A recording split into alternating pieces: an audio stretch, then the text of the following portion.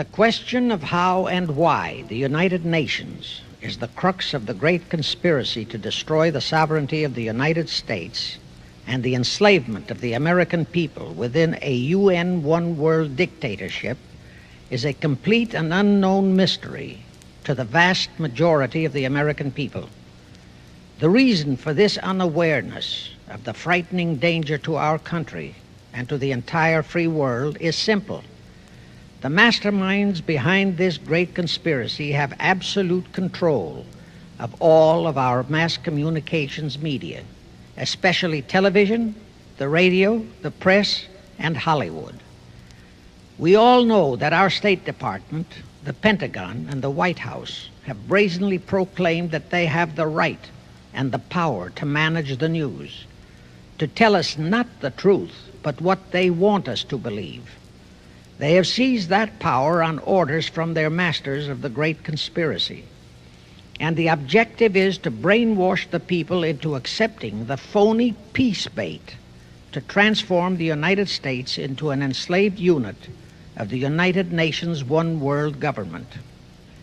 First of all, bear in mind that the so-called UN police action in Korea, fought by the United States, in which 150,000 of our sons were murdered and maimed, was part of the plot, just as the undeclared by Congress war in Vietnam, in which our sons are dying, is part of the plot, just as the plot against Rhodesia and South Africa, in which our sons will be dying, is part of the UN plot.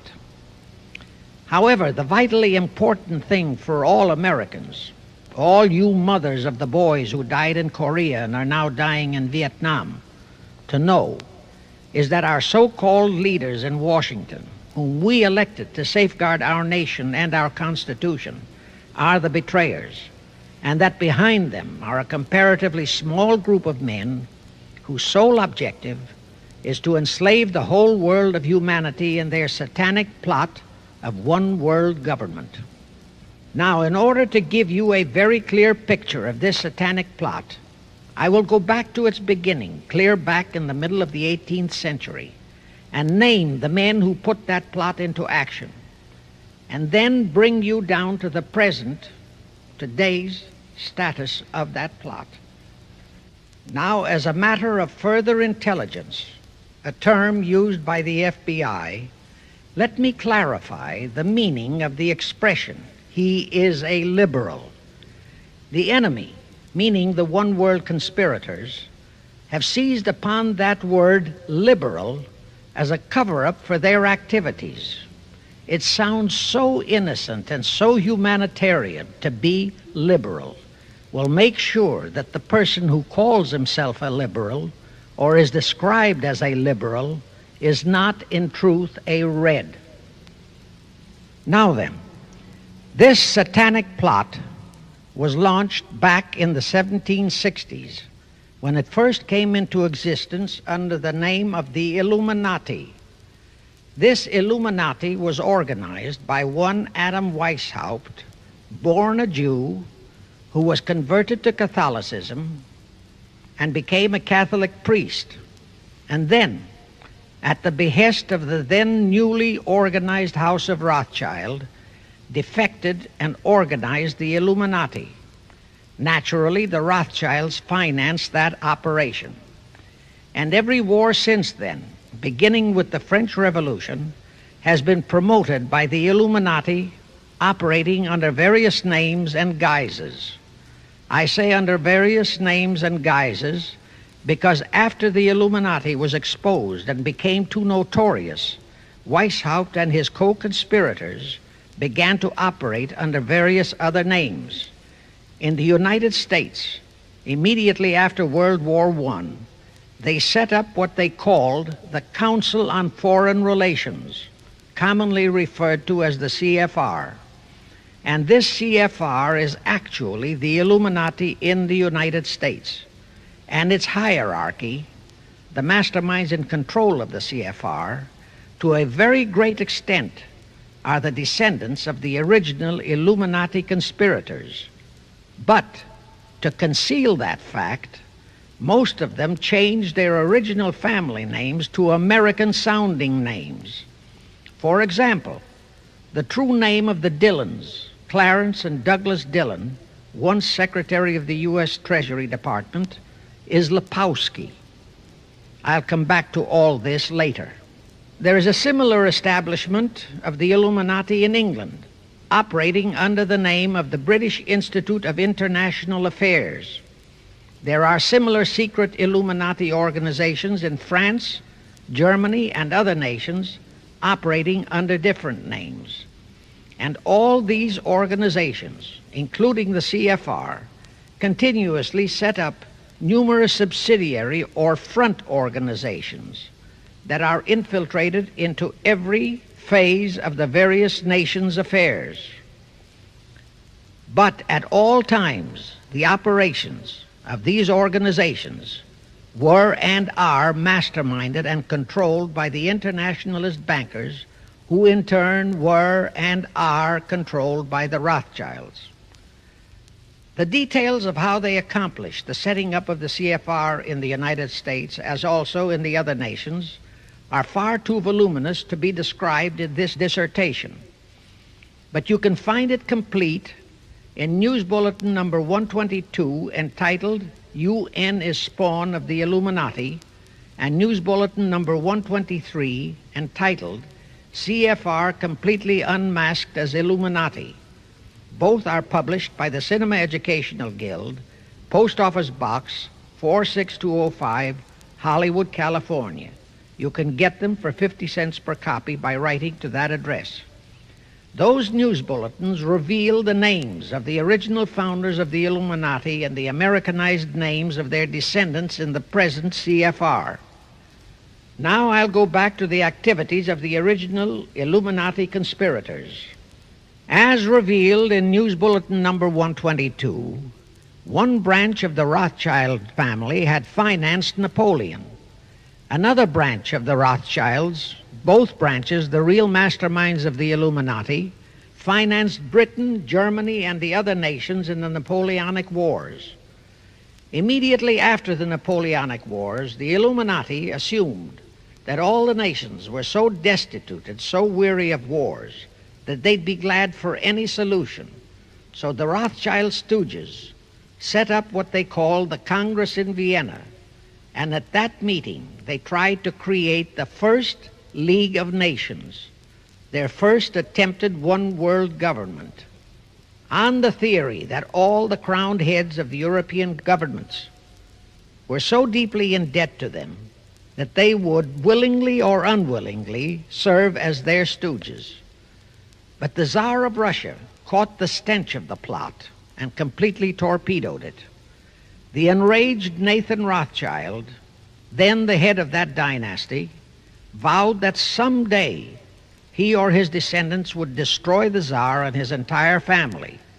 And his descendants did accomplish that very threat in 1917. At this point, bear in mind that the Illuminati was not set up to operate on a short-range basis. Normally, a conspirator of any type enters into a conspiracy with the expectation of achieving his objective during his own lifetime.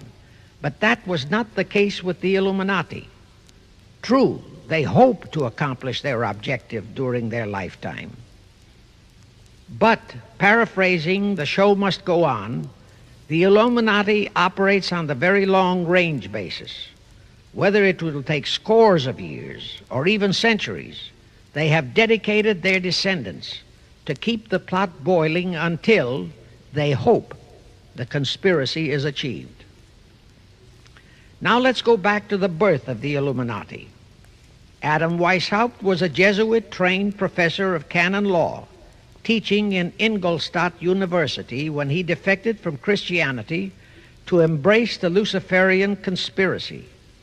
It was in 1770 that the professional moneylenders, the then recently organized House of Rothschild, retained him to revise and modernize the age-old protocols of Zionism, which from the outset was designed to give the synagogue of Satan, so named by Jesus Christ, ultimate world domination, so they could impose the Luciferian ideology upon what would remain of the human race after the final social cataclysm by use of satanic despotism.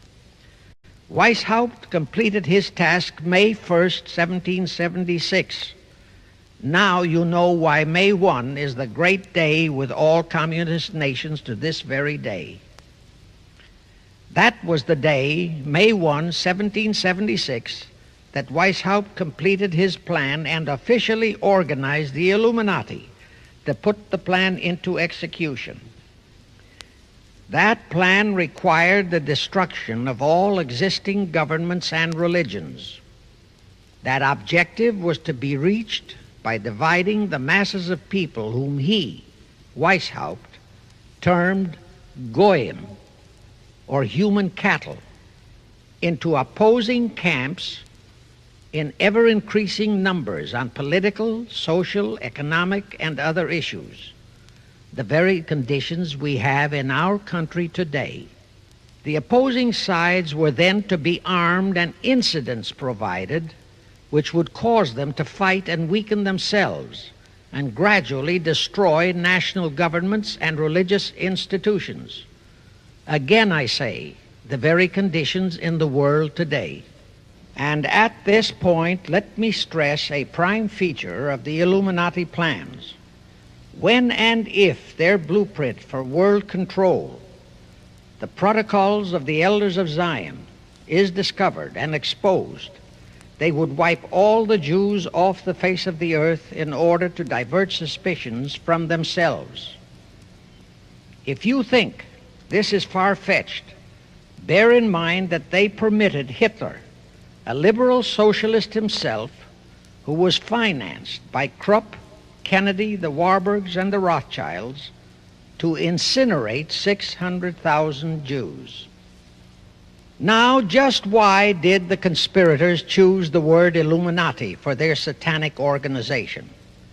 Weishaupt himself said that the word is derived from Lucifer and means holders of the light, using the lie that his objective was to bring about a one-world government to enable those with mental ability to govern the world and prevent all wars in the future.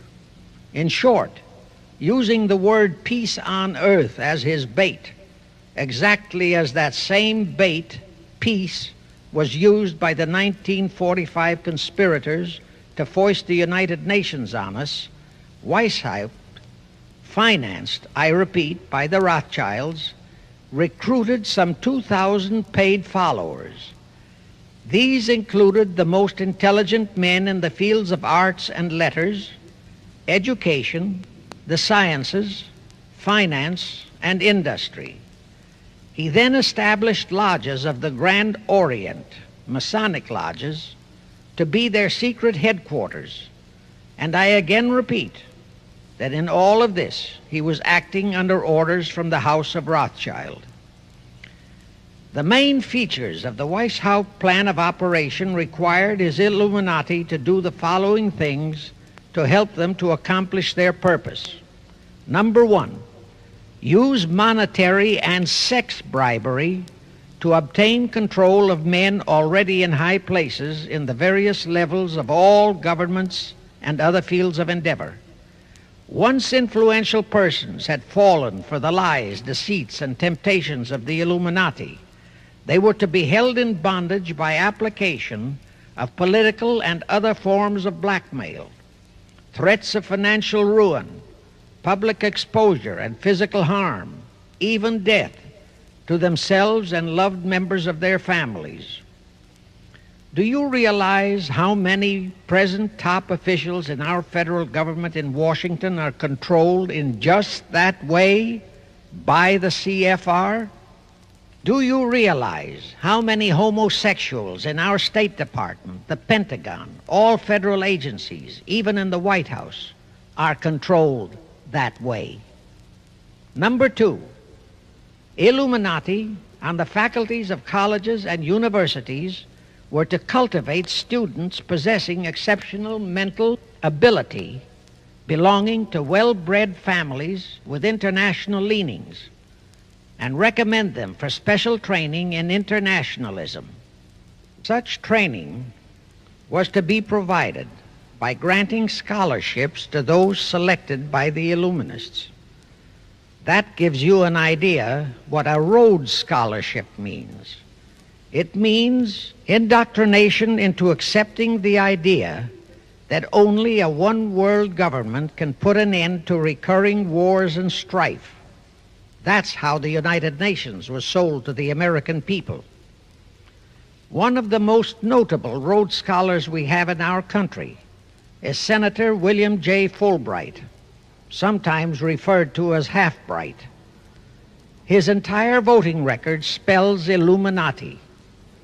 All such scholars were to be first persuaded and then convinced that men of special talent and brains have the right to rule those less gifted on the ground that the masses don't know what is best for them physically, mentally, and spiritually. In addition to the Rhodes and similar scholarships, today there are 3 special Illuminati schools located in Gordonstown in Scotland, Salem in Germany, and Anavryta in Greece. These 3 are known ones, but there are others that are kept undercover. Prince Philip, the husband of Britain's Queen Elizabeth, was educated at Gordonstown at the instigation of Lord Louis Mountbatten, his uncle, a Rothschild relative who became Britain's admiral of the fleet after World War II ended. Number 3, all influential people trapped into coming under the control of the Illuminati, plus the students who had been specially educated and trained, were to be used as agents and placed behind the scenes of all governments as experts and specialists, so they would advise the top executives to adopt policies which would, in the long run, serve the secret plans of the Illuminati one-world conspiracy and bring about the destruction of the governments and religions they were elected or appointed to serve. Do you know how many such men operate in our government at this very time? Rusk, McNamara, Hubert Humphrey, Fulbright, Kuchel, and go on and on and on. Number 4, perhaps the most vital directive in Weishaupt's plan was to obtain absolute control of the press, at that time the only mass communications media, to distribute information to the public, so that all news and information could be slanted, so that the masses could be convinced that a one-world government is the only solution to our many and varied problems. Now do you know who owns and controls our mass communications media?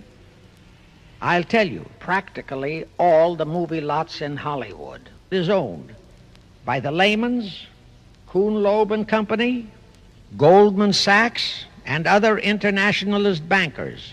All the national radio and TV channels in the nation are owned and controlled by those same internationalist bankers.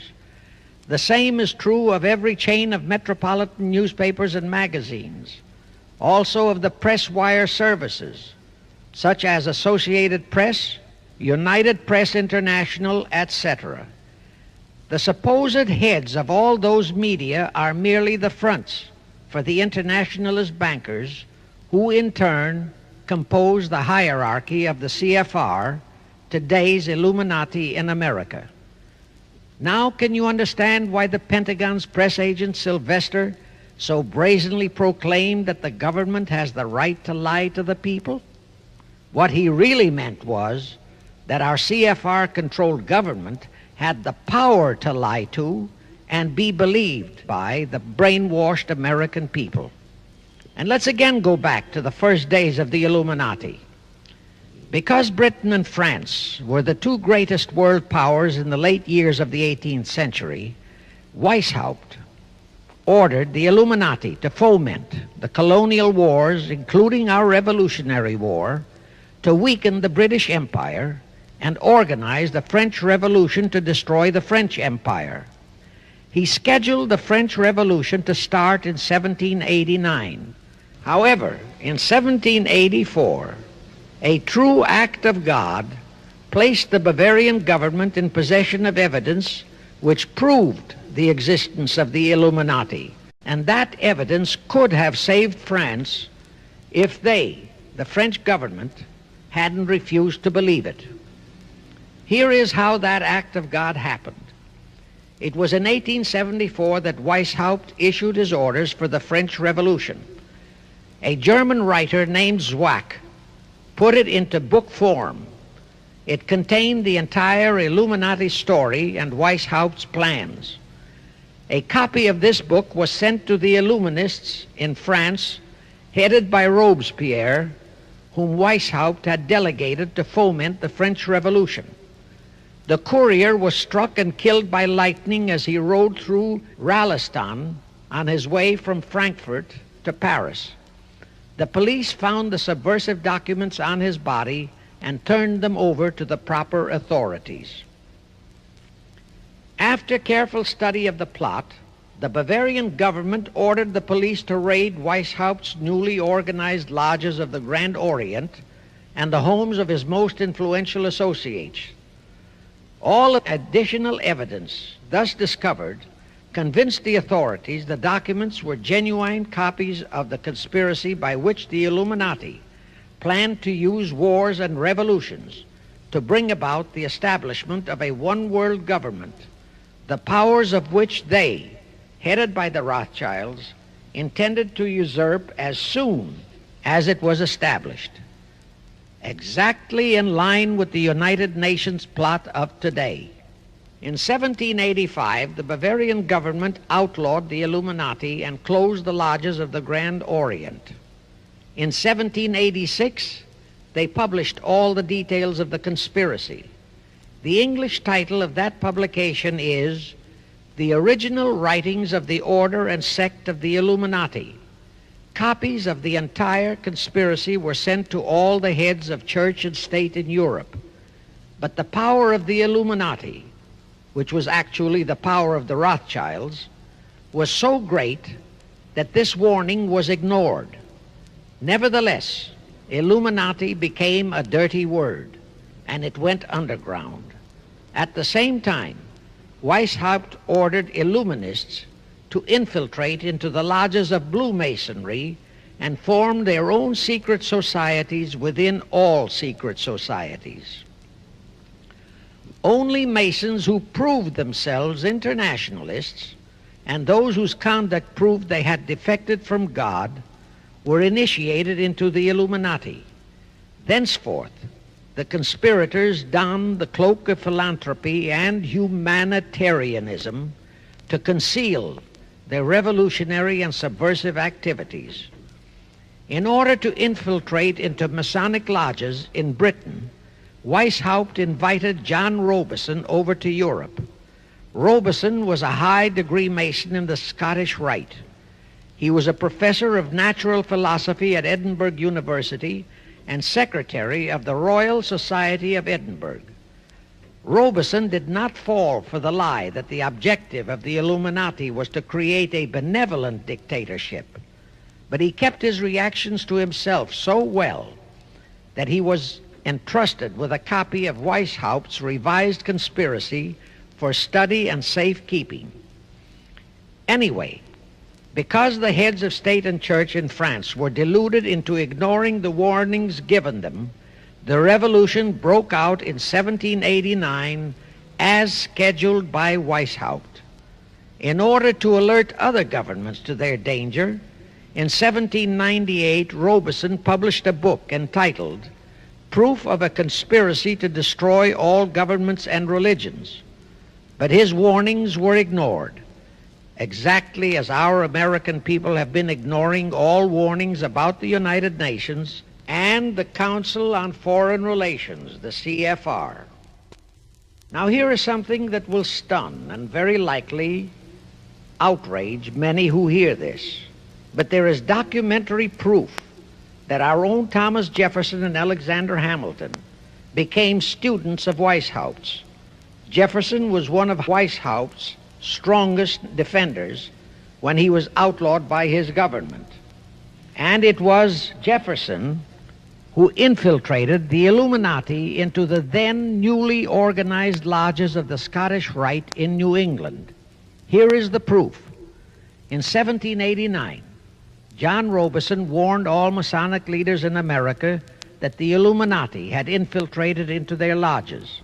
And on July 19, 1789, David Papin, president of Harvard University, issued the same warning to the graduating class and lectured them on the influence Illuminism was acquiring on American politics and religion. And to top it off, John Quincy Adams, who had organized the New England Masonic lodges, issued his warnings. He wrote 3 letters to Colonel William L. Stone, a top Mason, in which he exposed how Jefferson was using Masonic lodges for subversive, Illuministic purposes. Those 3 letters are at this very time in Rittenberg Square Library in Philadelphia. In short, Jefferson, founder of the Democratic Party, was a member of the Illuminati, which at least partly accounts for the condition of the party at this time. And through infiltrations of the Republican Party, we have exactly nothing of loyal Americanism today. That disastrous rebuff at the Congress at Vienna, created by the Tsar of Russia, did not by any means destroy the Illuminati conspiracy. It merely forced them to adopt a new strategy. Realizing that the one world idea was, for the moment, killed, the Rothschilds decided that to keep the plot alive, they'd have to do it by heightening their control of the money systems of the European nations. Earlier, by a ruse, the outcome of the Battle of Waterloo had been falsified. Rothschild had spread a story that Napoleon had won that battle. That had precipitated a terrific panic on the stock market in England. All stocks had plummeted down to practically zero, and Nathan Rothschild bought all the stocks for virtually a penny on its dollar values. That gave him complete control of the economy of Britain and virtually of all Europe. So immediately after that Congress in Vienna had boomeranged, Rothschild forced Britain to set up a new Bank of England, which he absolutely controlled, exactly as later, through Jacob Schiff, he engineered our own Federal Reserve Act, which gave the House of Rothschild a secret control of the economy in the United States. But now for a moment, let's dwell on the activities of the Illuminati in the United States.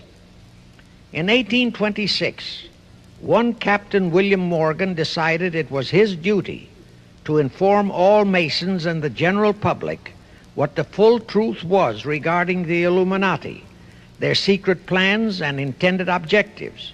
Also reveal the identities of the masterminds of the conspiracy. The Illuminati promptly tried Morgan in absentia and convicted him of treason. They ordered one Richard Howard, an English Illuminist, to carry out their sentence of execution as a traitor. Morgan was warned and he tried to escape to Canada, but Howard caught up with him near the border, near the Niagara Gorge to be exact, where he murdered him. This was verified in a sworn statement made in New York by one Avery Allen to the effect that he heard Howard render his report of the execution to a meeting of Knights Templars in St. John's Hall, New York. He also told how arrangements had been made to ship Howard back to England. That Allen affidavit is on record in New York City archives. Very few Masons and very few of the general public know that general disapproval over that incident of murder caused approximately half of all the Masons in the northern jurisdiction of the United States to secede. Copies of the minutes of the meeting held to discuss that matter are still in existence in safe hands, and that all that secrecy emphasizes the power of the masterminds of the Illuminati to prevent such terrible events of history from being taught in our schools. In the early 1850s, the Illuminati held a secret meeting in New York, which was addressed by a British Illuminist named Wright. Those in attendance were told that the Illuminati was organizing to unite the nihilist and atheist groups with all other subversive groups into an international to be known as communists. That was when the word communist first came into being, and it was intended to be the supreme weapon and scare word to terrify the whole world and drive the terrorized peoples into the Illuminati one world scheme. This scheme, communism, was to be used to enable the Illuminati to foment future wars and revolutions. Clinton Roosevelt, a direct ancestor of Franklin Roosevelt, Horace Greeley and Charles Dana, foremost newspaper publishers of that time, were appointed to head a committee to raise funds for the new venture. Of course, most of the funds were provided by the Rothschilds. And this fund was used to finance Karl Marx and Engels when they wrote Das Kapital and the Communist Manifesto in Soho, England. And this clearly reveals that communism is not a so-called ideology, but a secret weapon, a bogeyman word to serve the purpose of the Illuminati. Weishaupt died in 1830, but prior to his death he prepared a revised version of the age-old conspiracy, the Illuminati, which under various aliases was to organize, finance, direct, and control all international organizations and groups by working their agents into executive positions at the top. In the United States, we have Woodrow Wilson, Franklin Roosevelt, Jack Kennedy, Johnson, Rusk, McNamara, Fulbright, etc. as prime examples. In addition, while Karl Marx was writing the Communist Manifesto under the direction of one group of Illuminists, Professor Karl Ritter of Frankfurt University was writing the Antithesis under direction of another group. The idea was that those who direct the overall conspiracy could use the differences in those two so-called ideologies to enable them to divide larger and larger members of the human race into opposing camps so that they could be armed and then brainwashed into fighting and destroying each other, and particularly to destroy all political and religious institutions. The work Ritter started was continued after his death and completed by the German so-called philosopher Friedrich Wilhelm Nietzsche, who founded Nietzscheism. This Nietzscheism was later developed into fascism and then into Nazism and was used to foment World Wars I and II. In 1834, the Italian revolutionary leader Giuseppe Mazzini was selected by the Illuminati to direct their revolutionary program throughout the world. He served in that capacity until he died in 1872. But some years before he died, Mazzini had enticed an American general named Albert Pike into the Illuminati. Pike was fascinated by the idea of a one-world government, and ultimately he became the head of this Luciferian conspiracy.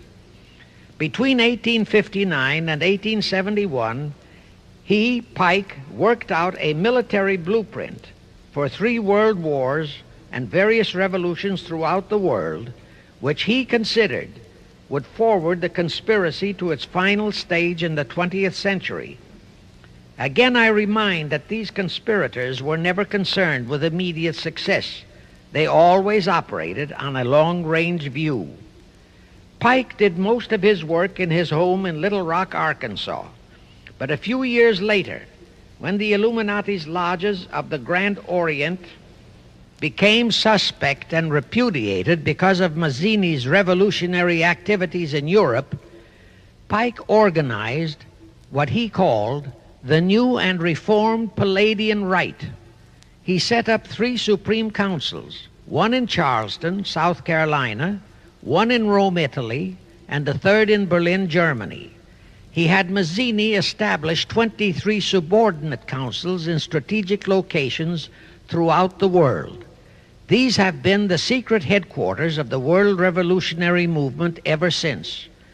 Long before Marconi invented radio, the scientists in the Illuminati had found the means for Pike and the heads of his councils to communicate secretly. It was the discovery of that secret that enabled intelligence officers to understand how apparently unrelated incidents, one such as the assassination of an Austrian prince at Sarajevo, took place simultaneously throughout the world, which developed into a war or a revolution. Pike's plan was as simple as it has proved effective. It called for communism, Nazism, political Zionism, and other international movements be organized and used to foment 3 global world wars and at least 2 major revolutions.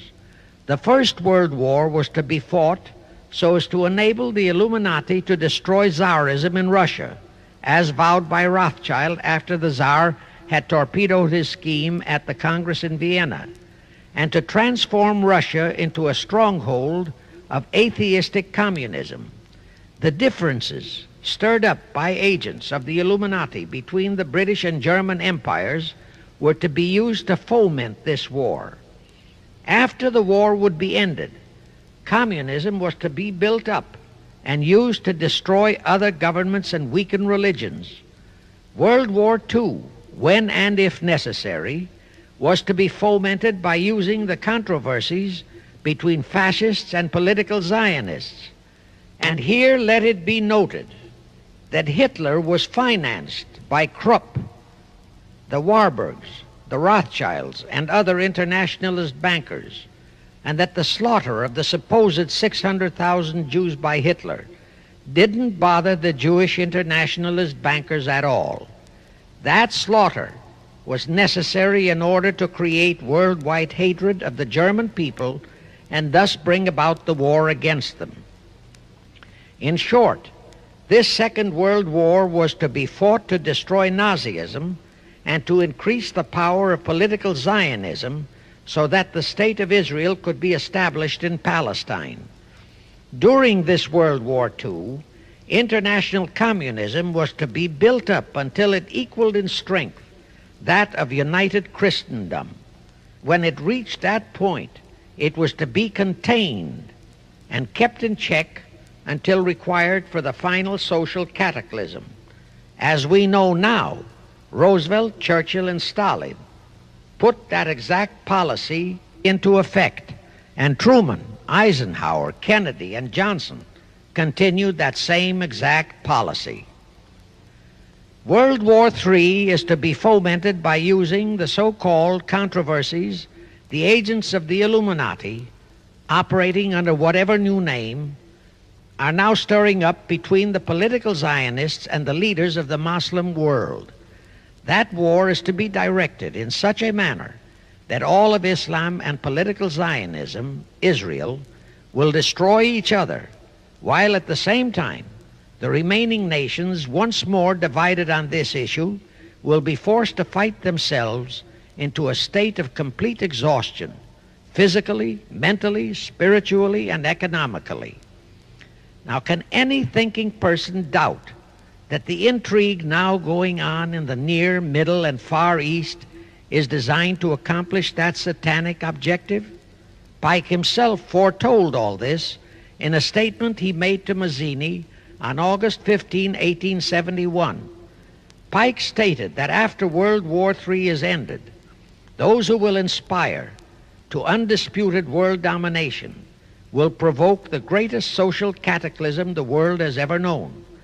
Quoting his own words, taken from the letter he wrote to Mazzini and which letter is now catalogued in the British Museum in London, England, he said, "We shall unleash the nihilists and the atheists, and we shall provoke a great social cataclysm which in all its horror will show clearly to all nations the effect of absolute atheism, the origin of savagery and of most bloody turmoil.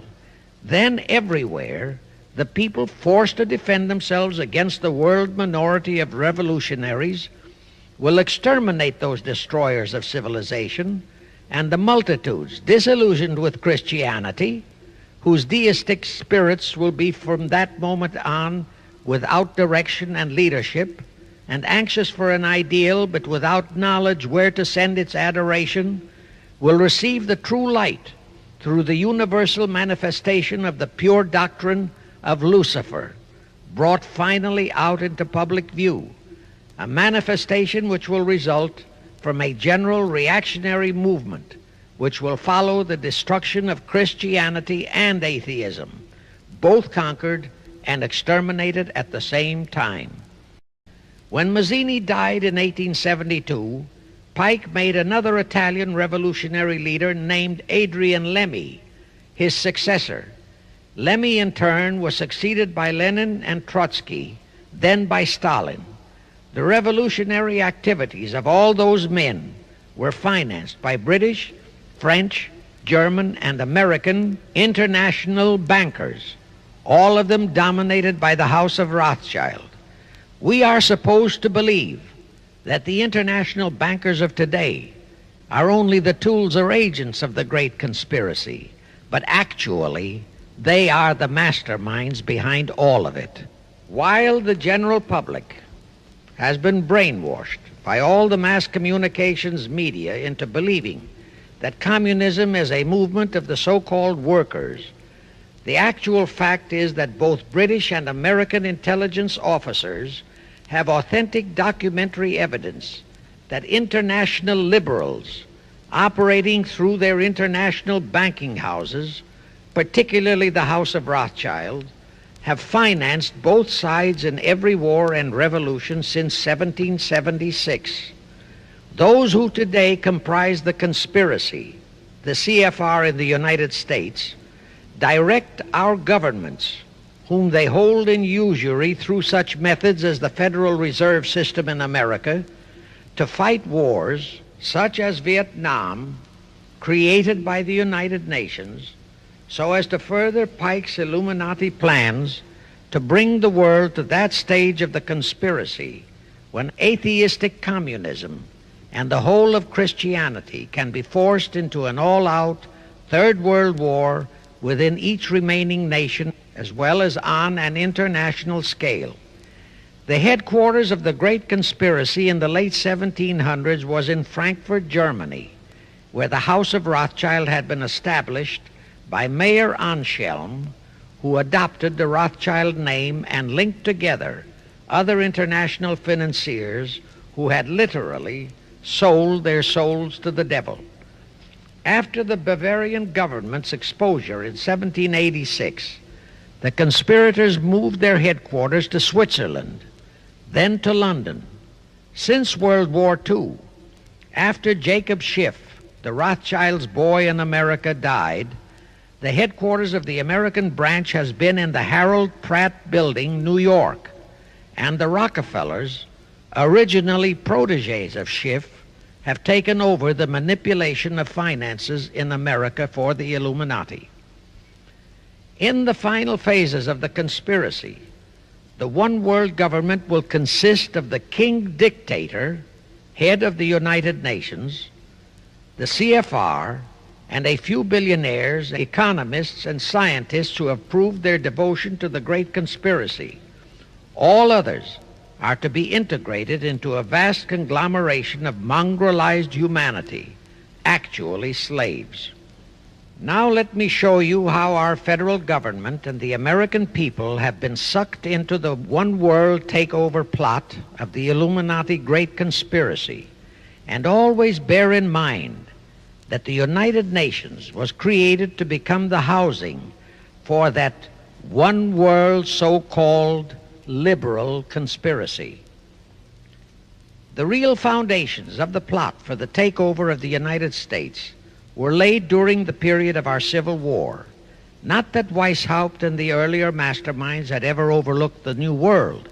As I have previously indicated, Weishaupt had his agents planted over here as far back as the Revolutionary War. But George Washington was more than a match for them. It was during the Civil War that the conspirators launched their first concrete efforts. We know that Judah Benjamin, chief advisor of Jefferson Davis, was a Rothschild agent. We also know that there were Rothschild agents planted in Abraham Lincoln's cabinet who tried to sell him into a financial dealing with the House of Rothschild. But old Abe saw through the scheme and bluntly rejected it, thereby incurring the undying enmity of the Rothschilds, exactly as the Russian Tsar did when he torpedoed their first League of Nations at the Congress in Vienna. Investigation of the assassination of Lincoln revealed that the assassin, Booth, was a member of a secret conspiratorial group. Because there were a number of highly important government officials involved, the name of the group was never revealed, and it became a mystery, exactly as the assassination of Jack Kennedy still is a mystery.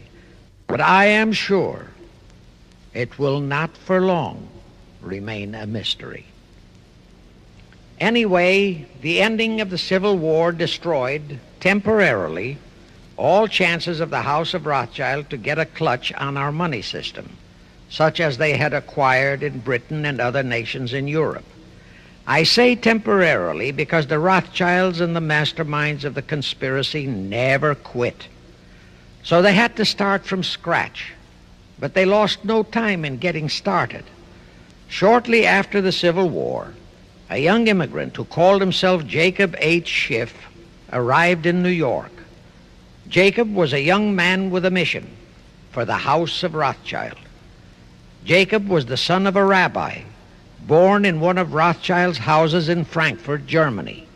I won't go deeply into his background.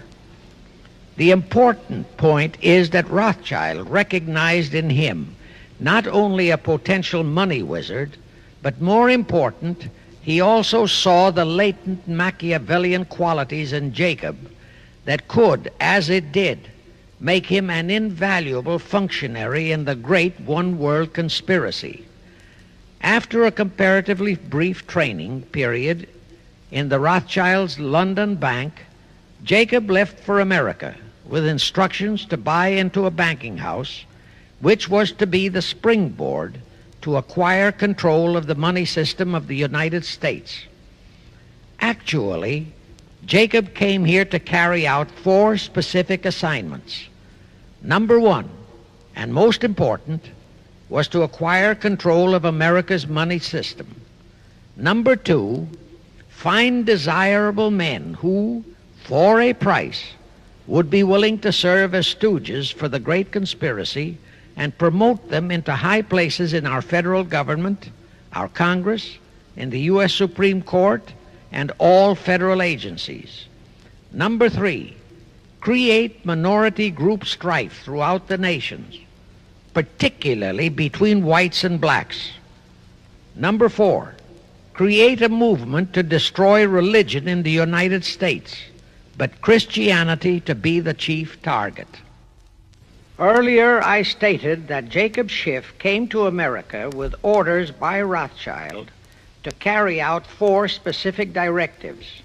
The first and most important one was to get control of the United States money system. Let's trace Schiff's step to accomplish that directive. As a first step, he had to buy into a banking house, but it had to be the kind of a house that he could absolutely control and mold for that primary objective of entrapping our U.S. money system. After carefully scouting around, Jacob bought a partnership in a firm that called itself Kuhn and Loeb.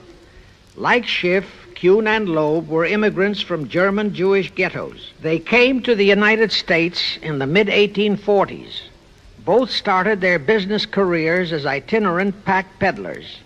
In the early 1850s, they pooled their interests and set up a merchandising store in Lafayette, Indiana, under the firm name of Kuhn and Loeb, servicing the covered wagon settlers on their way west. In the years that followed, they set up similar stores in Cincinnati and St. Louis. Then they added pawnbroking to their merchandising pursuits. From that to money lending was a short and quick step. By the time Schiff arrived on the scene, Kuhn and Loeb was a well-known private banking firm, and this is the firm Jacob bought into. Shortly after he became a partner in Kuhn and Loeb, Schiff married Loeb's daughter, Teresa.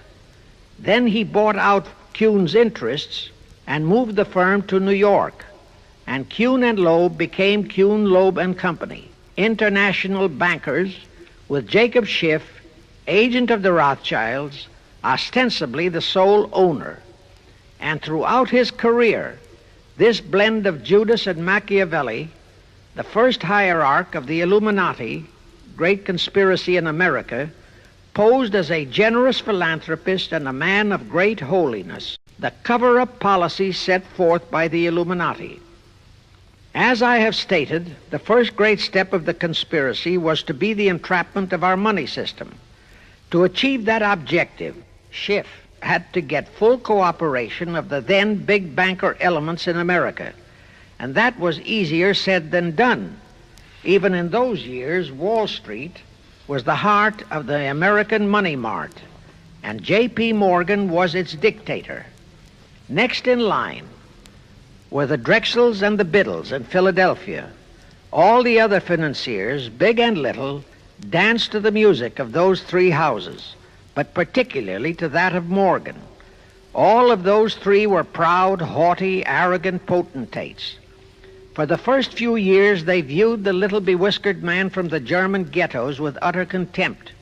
But Jacob knew how to overcome that. He threw a few Rothschild bones to them, said bones being distribution in America of desirable European stock and bond issues. Then he discovered he had a still more potent weapon in his hands in the following. It was in the decades following our Civil War that our industries began to burgeon. We had great railroads to build. The oil, mining, steel, textile industries were bursting out of their swaddling clothes. All that called for vast financing. Much of that financing had to come from abroad. That meant the House of Rothschild. And that was when Schiff came into his own. He played a very crafty game. He became the patron saint of John D. Rockefeller, Edward R. Harriman, and Andrew Carnegie. He financed the Standard Oil Company for Rocky, the railroad empire for Harriman, and the steel empire for Carnegie. But instead of hogging all the other industries for Kuhn, Loeb and Company, he opened the doors of the House of Rothschild to Morgan, Biddle, and Drexel. In turn, Rothschild arranged the setting up of London, Paris, European, and other branches for those three, but always in partnerships with Rothschild subordinates.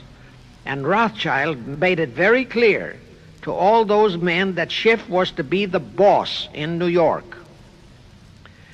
Thus, at the turn of the century, Schiff had a tight control of the entire banking fraternity on Wall Street, which by then, with Schiff's help, included Lehman Brothers, Goldman Sachs, and other internationalist banks, headed by men chosen by the Rothschilds. In short, that meant control of the nation's money powers, and he was then ready for the giant step, the entrapment of our national money system. Now, under our Constitution, all control of our money system is vested solely in our Congress. Schiff's next important step was to seduce our Congress to betray that constitutional edict by surrendering that control to the hierarchy of the Illuminati's great conspiracy. In order to legalize that surrender and thus make the people powerless to resist it, it would be necessary to have Congress enact special legislation. To accomplish that, Schiff would have to infiltrate stooges into both houses of Congress, stooges powerful enough to railroad Congress into passing such legislation. Equally, or even more important, he would have to plant a stooge in the White House, a president without integrity and without scruples, who would sign that legislation into law. To accomplish that, he had to get control of either the Republican or the Democratic Party. The Democratic Party was the more vulnerable. It was the hungrier of the two parties. Except for Grover Cleveland, the Democrats had been unable to land one of their men in the White House since before the Civil War. There were two reasons for that. Number one, poverty of the party. Number two, there were considerably more Republican-minded voters than Democrats. The poverty matter was not a great problem, but the voter problem was a different story. But as I previously said, Schiff was a smart cookie. Here is the atrocious and murderous method he employed to solve that voter problem. His solution emphasizes how very little the Jewish internationalist bankers care about their own racial brethren, as you shall see. Suddenly, around 1890, there broke out a nationwide series of pogroms in Russia. Many, many thousands of innocent Jews, men, women, and children, were slaughtered by the Cossacks and other peasants. Similar pogroms with similar slaughter of innocent Jews broke out in Poland, Romania, and Bulgaria. All those pogroms were fomented by Rothschild agents. As a result, Jewish terrified refugees from all those nations swarmed into the United States, and that continued throughout the next 2 or 3 decades because the pogroms were continuous through all those years. All those refugees were aided by self-styled humanitarian committees set up by Schiff, the Rothschilds, and all the Rothschild affiliates. In the main, the refugees streamed into New York, but the Schiff-Rothschild humanitarian committees found ways to shuffle many of them into other large cities, such as Chicago, Boston, Philadelphia, Detroit, Los Angeles, etc. All of them were quickly transformed into naturalized citizens and educated to register as Democrats. Thus, all of that so-called minority group became solid Democratic voter blocs in their communities, all controlled and maneuvered by their so-called benefactors. And shortly after the turn of the century, they became vital factors in the political life of our nation. That was one of the methods Schiff employed to plant men like Nelson Aldrich in our Senate and Woodrow Wilson in the White House. At this point, let me remind you of another of the important jobs that was assigned to Schiff when he was dispatched to America. I refer to the job of destroying the unity of the American people by creating minority group and racial strife. By the pogrom-driven Jewish refugees into America, Schiff was creating one ready-made minority group for that purpose. But the Jewish people as a whole, made fearful by the pogroms, could not be depended upon to create the violence necessary to destroy the unity of the American people. But right within America, there was an already made-to-order, although as yet a sleeping minority group, the Negroes, who could be sparked into so-called demonstrations, rioting, looting, murder, and every other type of lawlessness. All that was necessary was to incite and arouse them. Together, those two minority groups, properly maneuvered, could be used to create exactly the kind of strife in America the Illuminati would need to accomplish their objective. Thus, at the same time that Schiff and his co-conspirators were laying their plans for the entrapment of our money system, they were also perfecting plans to hit the unsuspecting American people with an explosive and terrifying racial upheaval that would tear the people into hate fractions and create chaos throughout the nation, especially on all college and university campuses, all protected by Earl Warren decisions and our so-called leaders in Washington. Of course, perfecting those plans required time and infinitely patient organizing. Now, to remove all doubts, I'll take a few moments to give you documentary proof of this racial strife plot. First of all, they had to create leaderships and organizations to draw in millions of dupes, both Jewish and Negroes, who would do the demonstrating and commit the rioting, looting, and lawlessness. So in 1909, Schiff, the Lamans, and other conspirators organized and set up the National Association for the Advancement of the Colored People, known as the NAACP. The presidents, directors, and legal counsels of the NAACP were always white men, Jews appointed by Schiff. And this is the case to this very day. Then, in 1913, the Schiff Group organized the Anti-Defamation League of the B'nai B'rith, commonly known as the ADL, to serve as the Gestapo and hatchet man outfit for the entire great conspiracy. Today, this sinister ADL maintains over 2,000 agencies in all parts of the country, and they advise and completely control every action of the NAACP, CORE, of the Urban League, of all the other so-called Negro civil rights organizations throughout the nation, including such leaders as Martin Lucifer King, Stokely Carmichael, Bayard Rustin, and others of that ilk.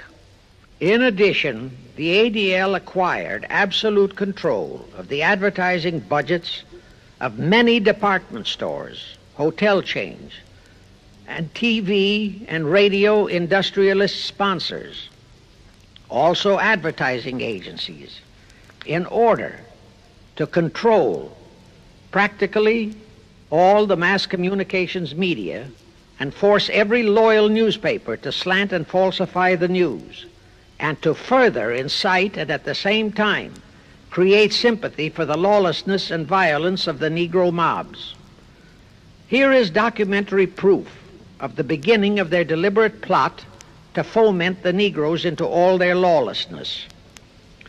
Around 1910, one Israel Zangwill wrote a play entitled The Melting Pot. It was sheer propaganda to incite the Negroes and Jews, because the play purportedly visualized how the American people were discriminating against and persecuting Jews and Negroes. At that time, nobody seemed to realize that it was a propaganda play. It was that cleverly written. The propaganda was well wrapped up in the truly great entertainment in the play, and it was a big Broadway hit. Now, in those years, the legendary Diamond Jim Brady used to throw a banquet at the famous Delmonico restaurant in New York after the opening performance of a popular play. He threw such a party for the cast of The Melting Pot, its author, producer, and chosen Broadway celebrities. By then, I'd already made a personal mark on the Broadway theater and was invited to that party. There I met George Bernard Shaw and a Jewish writer named Israel Cohen.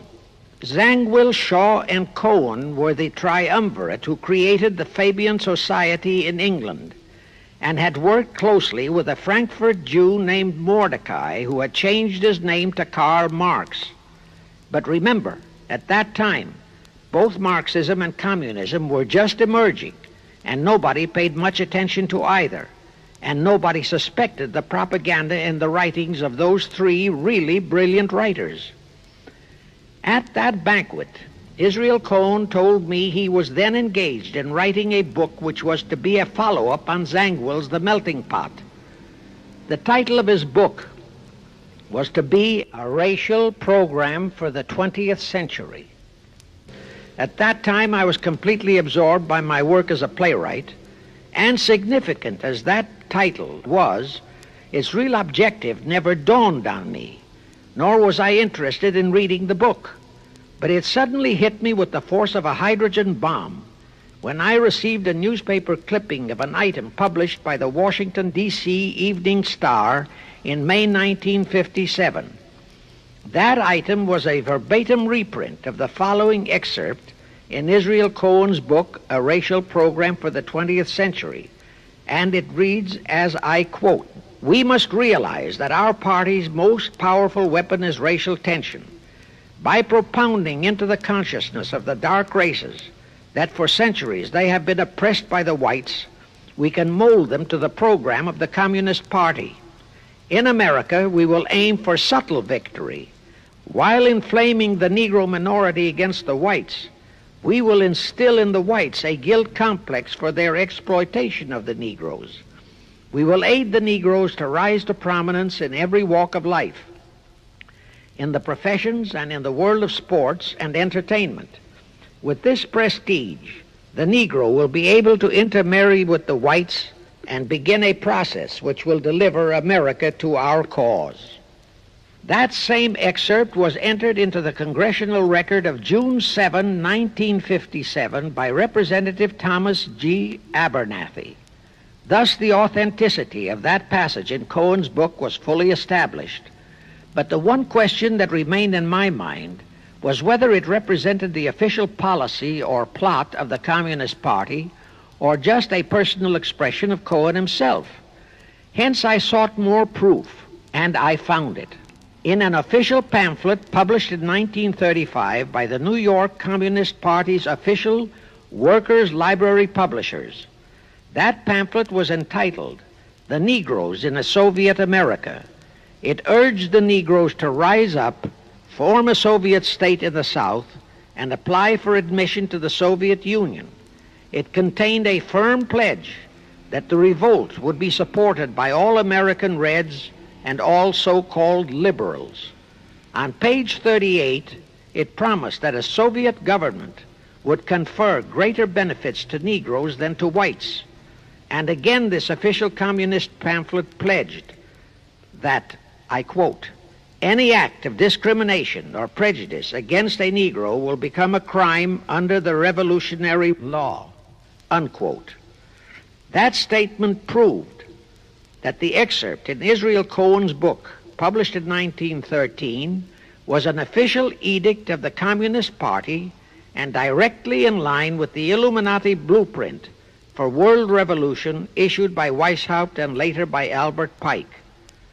Now, there's only one question, and that is to prove that the communist regime is directly controlled by the American Jacob Schiff and London Rothschild masterminds of the Great Conspiracy.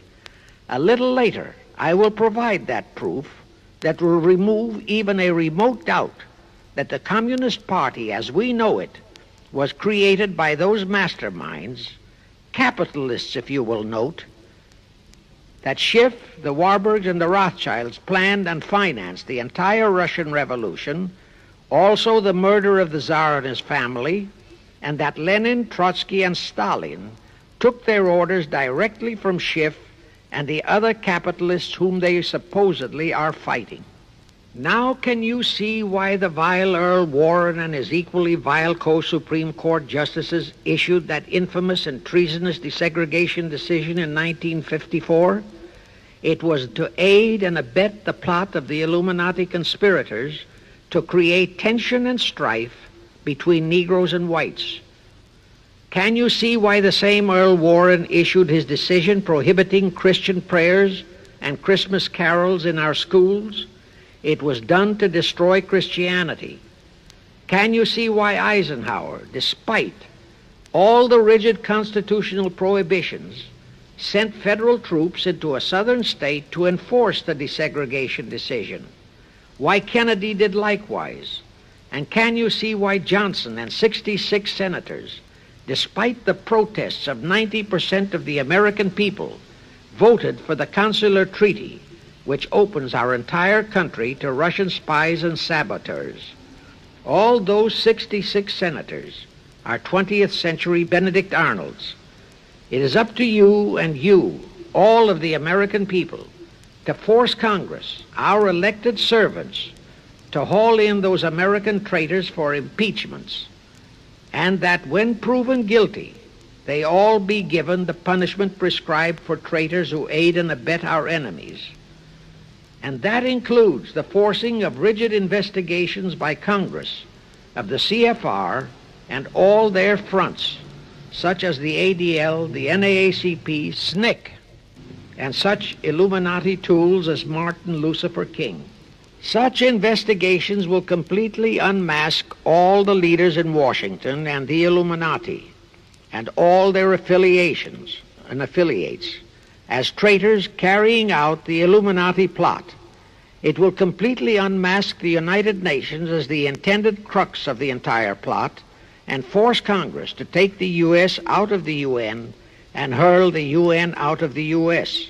In fact, it will destroy the UN and the entire plot. Before I close this phase, I wish to reiterate and stress one vital point, which I urge you to never forget if you wish to save our country for your children and their children. Here is the point. Every unconstitutional and unlawful act committed by Woodrow Wilson, by Franklin Roosevelt, by Truman, Eisenhower, and Kennedy, and are now being committed by Johnson, is exactly in line with the Illuminati conspirators' centuries-old plot outlined by Weishaupt and Albert Pike. Every vicious decision issued by the traitorous Earl Warren and his equally traitorous Supreme Court justices was directly in line with what the Illuminati blueprint required. That all the treason committed by our State Department under Rusk and earlier by John Foster Dulles and Marshall, also all the treason committed by McNamara and his predecessors, is directly in line with that same Illuminati blueprint for the takeover of the world. Also the amazing treason by various members of our Congress, especially by the 66 senators who signed for the Consular Treaty, has been committed on orders from the Illuminati. Now I will go back to Jacob Schiff's entrapment of our money system and the treasonous actions that followed. It will also reveal the Schiff-Rothschild control of not only Karl Marx, but of Lenin, Trotsky, and Stalin, who created the revolution in Russia and set up the Communist Party. It was in 1908 that Schiff decided the time had come for his seizure of our money system. His chief lieutenants in that seizure were Colonel Edward Mandell House, whose entire career was that of chief executive and courier for Schiff, as I shall show, Bernard Baruch, and Herbert Lehman. In the fall of that year, they assembled in secret conclave at the Jekyll Island Hunt Club, owned by J.P. Morgan at Jekyll Island, Georgia. Among those present were J.P. Morgan, John D. Rockefeller, Colonel House, Senator Nelson Aldrich, Schiff, Stillman and Vanderlip of the New York National City Bank, W. and J. Seligman, Eugene Meyer, Bernard Baruch, Herbert Lehman, Paul Warburg, in short, all of the international bankers in America, all of them members of the hierarchy of the Illuminati's great conspiracy. A week later, they emerged with what they called the Federal Reserve System. Senator Aldrich was the stooge who was to railroad it through Congress. But they held that railroading in abeyance for one chief reason. They would first have to plant their man, an obedient stooge, in the White House to sign the Federal Reserve Act into law. They knew that even if the Senate would pass that act unanimously, the then newly elected President Taft would promptly veto it. So they waited. In 1912, their man, Woodrow Wilson, was elected to the presidency. Immediately after Wilson was inaugurated, Senator Aldrich railroaded the Federal Reserve Act through both houses of Congress, and Wilson promptly signed it, and the Federal Reserve Act became law. That heinous act of treason was committed in December 23, 1913, 2 days before Christmas, when all the members of Congress, except for several carefully picked representatives and 3 equally carefully picked senators, were away from Washington. How heinously treasonous was that act? I'll tell you. Our founding fathers knew full well the power of money. They knew that whoever had that power held the destiny of our nation in his hands. Therefore, they carefully guarded this power when they set forth in the Constitution that Congress, The elected representatives of the people alone would have that power. The constitutional language on this point is brief, concise, and specific, stated in Article 1, Section 8, Paragraph 5, defining the duties and powers of Congress, and I quote, "To coin money, regulate the value thereof, and of foreign coin, and the standard of weights and measures," unquote. But on that tragic, unforgettable day of infamy, December 23, 1913, the men we sent to Washington to safeguard our interests, the representatives and senators and Woodrow Wilson, delivered the destiny of our nation into the hands of two aliens from Eastern Europe, Jacob Schiff and Paul Warburg. Warburg was a very recent immigrant who came here on orders from Rothschild for the express purpose of blueprinting that foul Federal Reserve Act. Now, the vast majority of the American people think that the Federal Reserve System is a United States government-owned agency. That is positively false. All of the stock of the Federal Reserve banks is owned by the member banks, and the heads of the member banks are all members of the hierarchy of the great Illuminati conspiracy known today as the CFR. The details of that act of treason in which many traitorous so-called Americans participated are far too long for this recording, but all those details are available in a book entitled The Federal Reserve Conspiracy, written by Eustace Mullins. In that book, Mullins tells the entire horrifying story and backs it up with unquestionable documentations. Aside from it being a truly fascinating and shocking story of that great betrayal, every American should read it as a matter of vital intelligence for the time when the whole American people will finally come awake and smash the entire conspiracy. And with God's help, that awakening will surely come. You can get a copy of that book from the publishers, the Christian Educational Association, 530 Chestnut Street, Union, New Jersey. Now, if you think that those aliens and their by accident of birth American co-conspirators would be content with just the control of our money system, you're in for another very sad shock. The Federal Reserve System gave the conspirators complete control of our money system, but it in no way touched the earnings of the people, because the Constitution positively forbids what is now known as the 20% withholding tax. But the Illuminati blueprint for one-world enslavement called for the confiscation of all private property and control of individual earning powers. This, and Karl Marx stressed that feature in his blueprint, had to be accomplished by a progressive graduated income tax. As I stated, such a tax could not lawfully be imposed upon the American people. It is succinctly and expressly forbidden by our Constitution. Thus, only an amendment to the Constitution could give the federal government such confiscatory powers. Well, that too was not an insurmountable problem for our Machiavellian plotters. The same elected leaders in both houses of Congress and the same Mr. Woodrow Wilson, who signed the infamous Federal Reserve Act into law, amended the Constitution to make the federal income tax, known as the 16th Amendment, a law of the land. Both are illegal under our Constitution. In short, the same traitors signed both betrayals, the Federal Reserve Act and the 16th Amendment, into law. However, it seems that nobody ever realized that the 16th Amendment was set up to rob, and I do mean rob, the people of their earnings via the income tax provision. The plotters didn't fully use that provision until World War II, when that great humanitarian, Franklin Roosevelt, applied a 20% withholding tax on all small wage earners and up to 90% on higher incomes. Oh, of course, he faithfully promised that it would be only for the duration of the war. But what was a promise to such a charlatan who in 1940, when he was running for his third term, kept proclaiming, "I say again and again and again, that I will never send American boys to fight on foreign soil. Remember?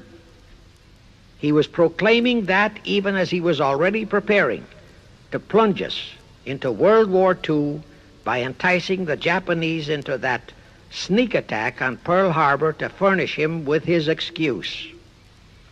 And before I forget, let me remind you that another charlatan named Woodrow Wilson used exactly that same campaign slogan in 1916. His slogan was, "Re-elect the man who will keep your sons out of the war." Exactly the same formula, exactly the same promises. But wait, as Al Jolson used to say, you ain't heard nothing yet. That 16th Amendment income tax trap was intended to confiscate, rob, the earnings only of the common herd, you and me. It was not intended to even touch the huge incomes of the Illuminati gang, the Rockefellers, the Carnegies, the Lehmans, and all the other conspirators. So together with that 16th Amendment, they created what they called the tax-free foundations. That would enable the conspirators to transform their huge wealth into such so-called foundations and avoid payment of virtually all income taxes. The excuse for it was that the earnings of those tax-free foundations would be devoted to humanitarian philanthropy. So we now have the several Rockefeller foundations, the Carnegie Endowment Fund, the Ford Foundation, the Mellon Foundation, and hundreds of similar tax-free foundations. And what kind of philanthropy do these foundations support? Well, they finance all the civil rights groups that are creating all the chaos and rioting all over the country. They finance the Martin Lucifer Kings. The Ford Foundation finances the Center for the Study of Democratic Institutions in Santa Barbara, commonly referred to as Moscow West, and which is headed by Wonderboy Hutchins, Walter Reuther, Irwin Canham, and others of that ilk. In short, the tax-free foundation financed those who are doing the job for the Illuminati great conspiracy. And what are the hundreds of billions of dollars they confiscate every year from the earnings of the common herd, you and me, used for? Well, for one thing, there's the foreign aid gimmick, which gave billions to communist Tito, plus gifts of hundreds of jet planes, many of which were turned over to Castro, plus the costs of training communist pilots so that they can the better shoot down our planes, billions to Red Poland, billions to India, billions to Sukarno, billions to other enemies of the United States. That's what that treasonously railroaded 16th Amendment has done to our nation, to the American people, to you and to me, to your children and their children.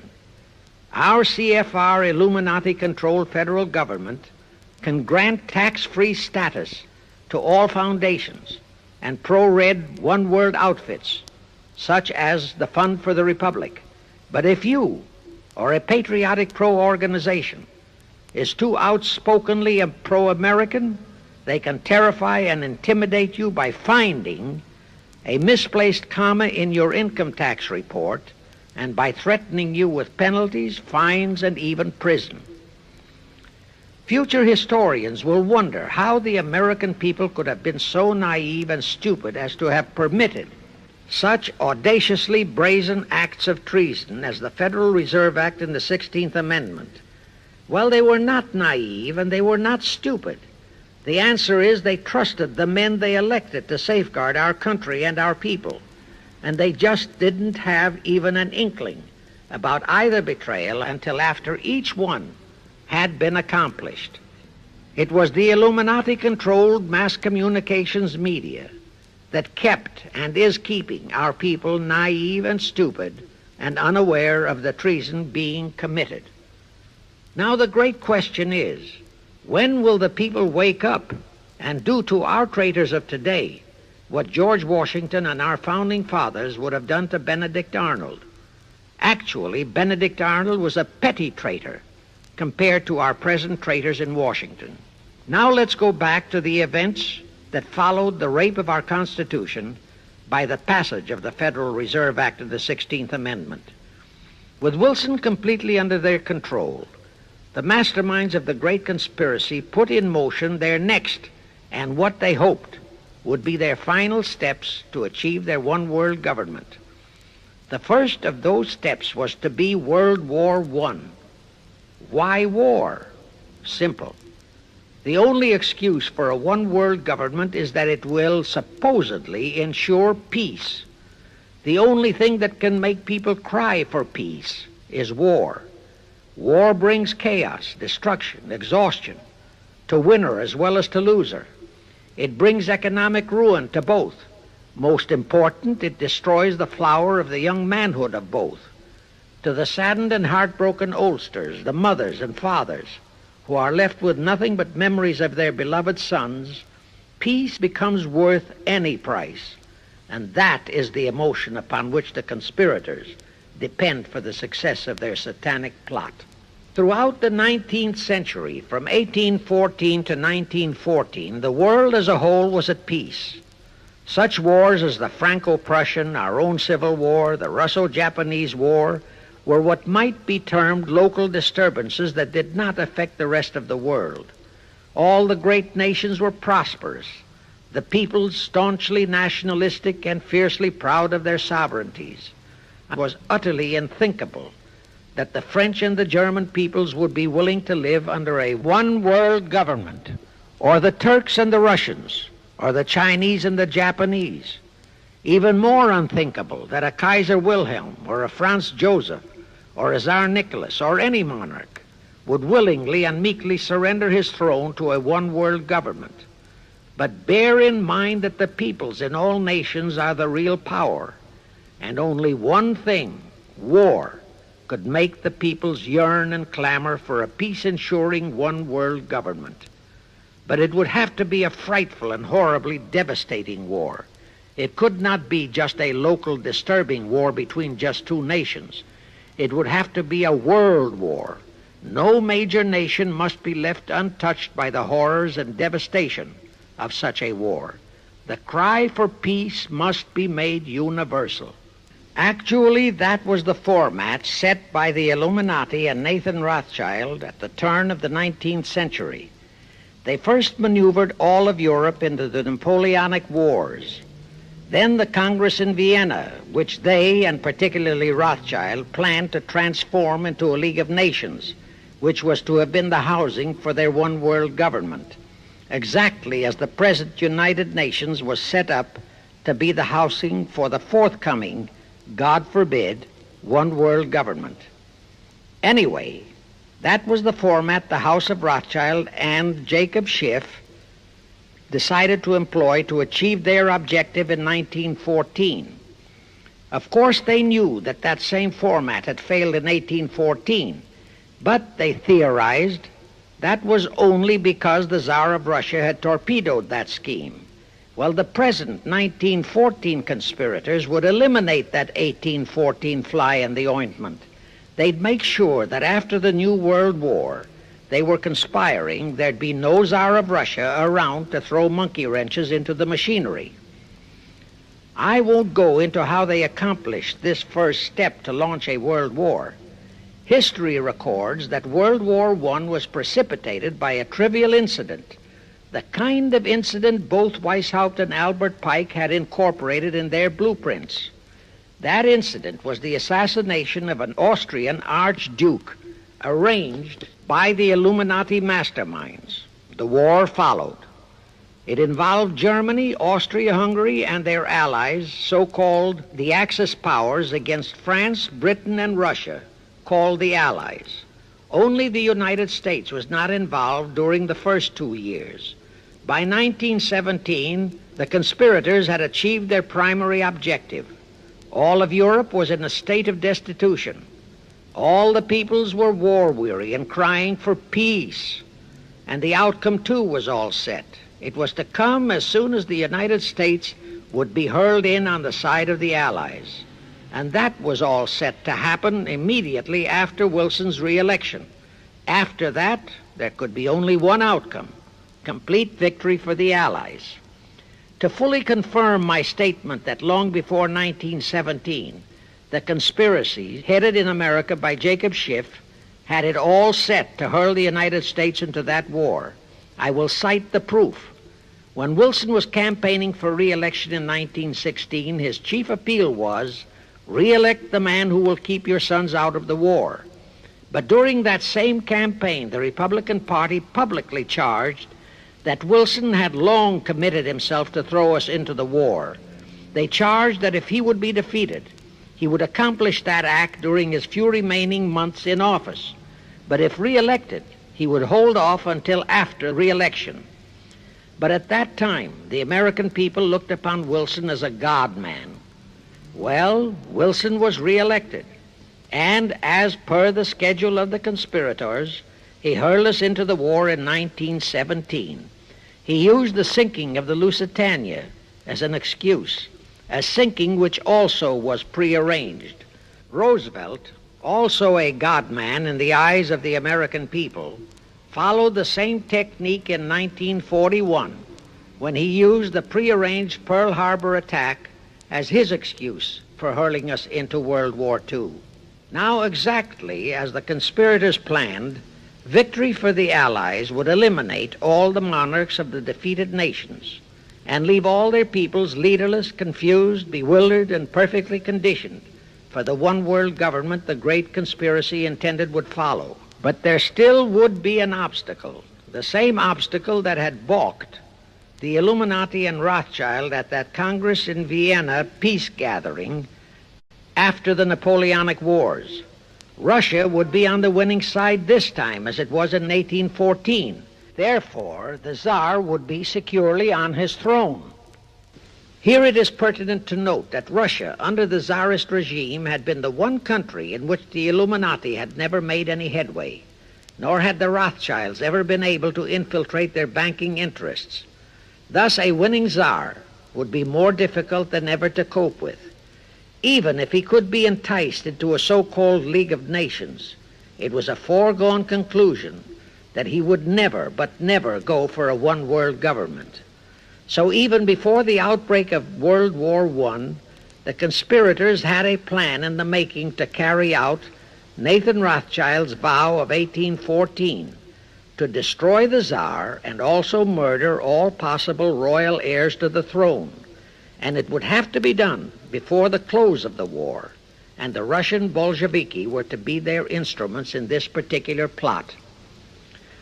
From the turn of the century, the chiefs of the Bolsheviki were Nikolai Lenin, Leon Trotsky, and later Joseph Stalin.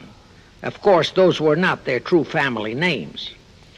Prior to the outbreak of the war, Lenin headquartered in Paris. After the outbreak, Switzerland became his haven. Trotsky's headquarters were on the Lower East Side in New York, largely the habitat of Russian Jewish refugees. Both Lenin and Trotsky were similarly bewhiskered and unkempt. In those days, that was the badge of Bolshevism. Both lived well, yet neither had a regular occupation. Neither had any visible means of support, yet both always had plenty of money. All those mysteries were solved in 1917.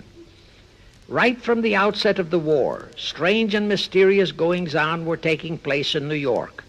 Night after night, Trotsky darted furtively in and out of Jacob Schiff's palatial mansion. And in the dead of those same nights, there were gatherings of hoodlums of New York's Lower East Side, all of them Russian refugees, at Trotsky's headquarters, and all were going through some mysterious sort of training process. But it was all shrouded in mystery. Nobody talked, although it did leak out that Schiff was financing all of Trotsky's activities. Then suddenly Trotsky vanished. So did approximately 300 of his trained hoodlums. Actually, they were on the high seas in a Schiff-chartered ship bound for a rendezvous with Lenin and his gang in Switzerland. And on that ship was $20 million in gold, the $20 million Schiff provided to finance the Bolsheviki takeover of Russia. In anticipation of Trotsky's arrival, Lenin prepared to throw a party in his Switzerland hideaway. Men of the very highest places in the world were to be guests at that party. Among them were the mysterious Colonel Edward Mandell House, Woodrow Wilson's mentor and palsy walsy, and more important, Schiff's special and confidential messenger. Another of the expectant guests was Warburg of the Warburg banking clan in Germany, who were financing the Kaiser, and whom the Kaiser had rewarded by making him chief of the secret police of Germany. In addition, there were the Rothschilds of London and Paris, also Litvinov, Kaganovich, Stalin, who was then head of a train and bank-robbing gang of bandits. He was known as the Jesse James of the Urals. And here I must remind that England and France were then long in war with Germany, and that on February 3, 1917, Wilson had broken off all diplomatic relations with Germany. Therefore, Warburg, Colonel House, the Rothschild, and all those others were enemies. But of course, Switzerland was neutral ground where enemies could meet and be friends, especially if they had some scheme in common. That Lenin party was very nearly wrecked by an unforeseen incident. The Schiff chartered ship on its way to Switzerland was intercepted and taken into custody by a British warship. But Schiff quickly rushed orders to Wilson to order the British to release the ship intact with the Trotsky hoodlums and the gold. Wilson obeyed.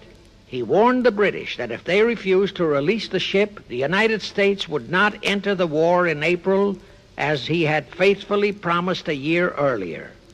The British heeded the warning. Trotsky arrived in Switzerland, and the Lenin party went off as scheduled.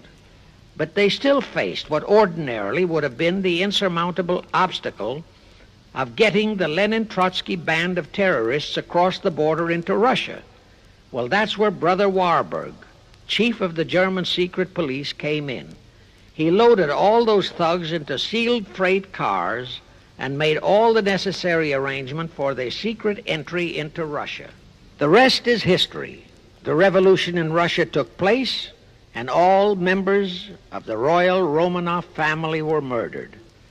Now, my chief objective is to establish beyond even a remote doubt that communism, so-called, is an integral part of the Illuminati's great conspiracy for the enslavement of the entire world, that communism, so-called, is merely their weapon and bogeyman word to terrify the peoples of the whole world, and that the conquest of Russia and the creation of communism was in great part organized by Schiff and the other international bankers right in our own city of New York. A fantastic story? Yes. Some might even refuse to believe it. Well, for the benefit of any doubting Thomas, I will prove it by reminding that just a few years ago, Charlie Knickerbocker, a Hearst newspaper columnist, published an interview with John Schiff, grandson of Jacob, in which young Schiff confirmed the entire story and named the figure old Jacob contributed, $20 million. If anybody still has even a remote doubt that the entire menace of communism was created by the masterminds of the great conspiracy right in our own city of New York, I will cite the following historical fact. All records show that when Lenin and Trotsky engineered the capture of Russia, they operated as heads of the Bolsheviki party. Now, Bolshevism is a purely Russian word. The masterminds realized that Bolshevism could never be sold as an ideology to any but the Russian people.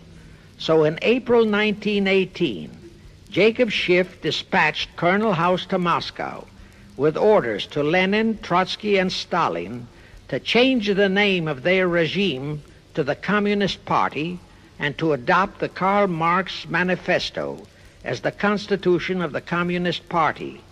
Lenin, Trotsky, and Stalin obeyed. And that year of 1918 was when the Communist Party and the menace of communism came into being.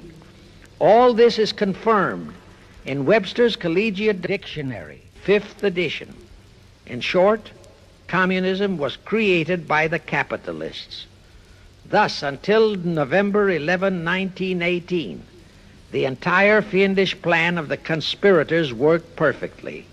All the great nations, including the United States, were war-weary, devastated, mourning their dead. Peace was the great universal desire.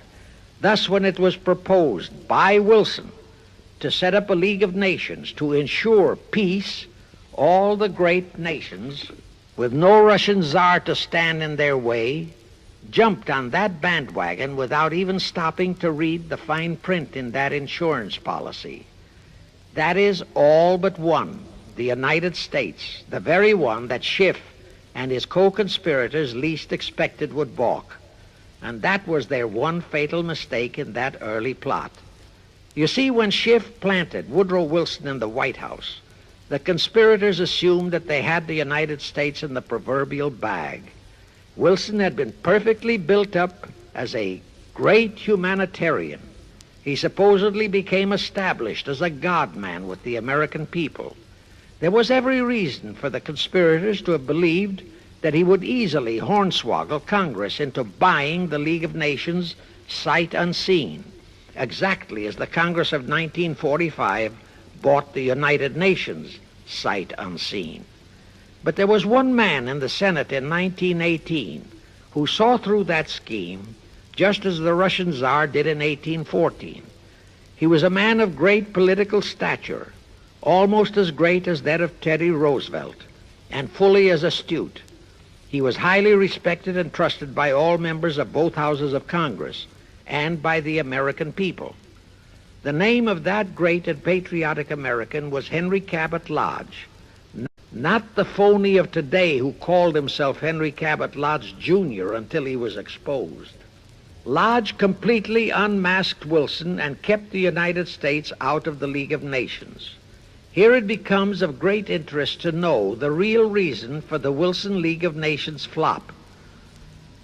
As I previously stated, Schiff was sent to the United States to carry out 4 specific assignments. Number 1, and most important, was to acquire complete control of the U.S. money system. Number 2, as outlined in the original Weishaupt Illuminati blueprint, he was to find the right kind of men to serve as stooges for the great conspiracy and promote them into the highest offices in our federal government, our Congress, our U.S. Supreme Court, and all federal agencies, such as the State Department, the Pentagon, the Treasury Department, etc. Number 3, destroy the unity of the American people by creating minority group strife throughout the nation, especially between the whites and blacks as outlined in Israel Cohen's book. Number 4, create a movement to destroy religion in the United States, with Christianity to be the chief target or victim. In addition, he was strongly reminded of the imperative directive in the Illuminati blueprint to achieve full control of all mass communications media, to be used to brainwash the people into believing and accepting all of the maneuverings of the great conspiracy.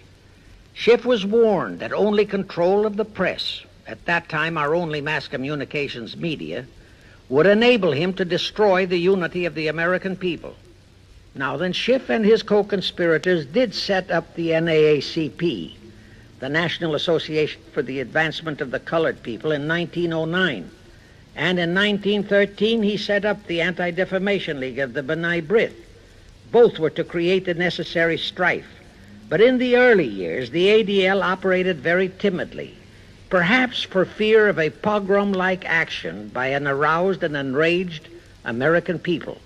And the NAACP was practically dormant because its white leadership didn't realize that they would have to develop firebrand Negro leaders, such as Martin Lucifer King, for one, to spark the then completely satisfied and contented mass of Negroes. In addition, he, Schiff, was busy developing and infiltrating the stooges to serve in all high places in our Washington government and in the job of acquiring control of our money system and the creation of the 16th Amendment. He also was very busy with the organizing of the plot for the takeover of Russia. In short, he was kept so busy with all those jobs that he completely overlooked the supreme job of acquiring complete control of our mass communications media. That oversight was the direct cause for Wilson's failure to lure the United States into the League of Nations, because when Wilson decided to go to the people to overcome the opposition of the Lodge-controlled Senate, despite his established but phony reputation as a great humanitarian, he found himself faced by a solidly united people and by a loyal press whose only ideology was Americanism and the American way of life. At that time, due to the ineptness and ineffectiveness of both the ADL and the NAACP, there were no organized minority groups, no Negro problems, no so-called anti-Semitic problem to sway the people's thinking. There were no lefts, there were no rights, no prejudices for crafty exploitations. Thus, Wilson's League of Nations appeals fell on deaf ears. That was the end of Woodrow Wilson, the conspirator's great humanitarian. He quickly abandoned his crusade and returned to Washington, where he shortly died an imbecile brought on by syphilis. And that was the end of the League of Nations as a corridor into one world government. Of course, that debacle was a terrible disappointment to the masterminds of the Illuminati conspiracy. But they were not discouraged. As I have previously stressed, this enemy never quits. They simply decided to reorganize and try from scratch again. By this time, Schiff was very old and slow. He knew it. He knew that the conspiracy needed a new, younger, and more active generalship. So on his orders, Colonel House and Bernard Baruch organized and set up what they called the Council on Foreign Relations, the new name under which the Illuminati would continue to function in the United States. The hierarchy, officers and directors of the CFR, is composed principally of descendants of the original Illuminati, many of whom had abandoned their old family names and acquired new Americanized names. For one example, we have Dillon, who was Secretary of Treasury of the United States, whose original name was Lepowski. Another example is Paley, head of the CBS TV channel, whose true name is Polinsky. The membership of the CFR is approximately 1,000 in number and contains the heads of virtually every industrial empire in America, such as Blau, president of the U.S. Steel Corporation, Rockefeller, king of the oil industry, Henry Ford II, and so on. And, of course, all the international bankers, also the heads of the tax-free foundations, are officers and or active CFR members. In short, all the men who provide the money and the influence to elect the CFR-chosen presidents of the United States, congressmen, senators, and who decide the appointments of our various secretaries of state, of the Treasury, of every important federal agency, are members of the CFR, and very obedient members indeed.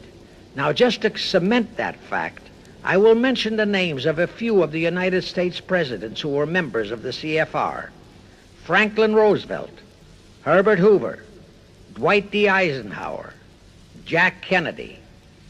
Others who were considered for the presidency are Thomas E. Dewey, Adlai Stevenson, Nixon, and Vice President of a CFR subsidiary, Barry Goldwater. Among the important cabinet members of the various administrations, we have John Foster Dulles, Allen Dulles, Cordell Hull, John J. McCloy, Morgenthau, Clarence Dillon, Rusk, McNamara, and just to emphasize the red color of the CFR, we have as members such men as Alger Hiss, Ralph Bunche, Pasvolsky, Harry Dexter White, real name Weiss, Owen Lattimore, Philip Jeffy, etc., etc. Simultaneously, they were flooding thousands of homosexuals and other blackmailable characters into all the federal agencies from the White House down. Remember Johnson's great friend Jenkins and Bobby Baker? Now, there were many jobs the new CFR had to accomplish. They required much help.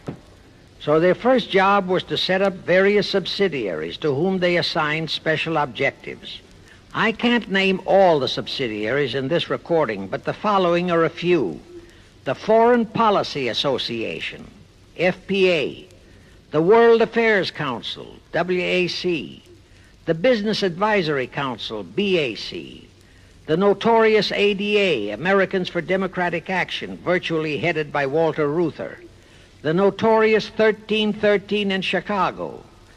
Barry Goldwater was, and no doubt still is, a vice president of one of the CFR subsidiaries. In addition, the CFR set up special committees in every state in the Union, to whom they assigned the various local state operations.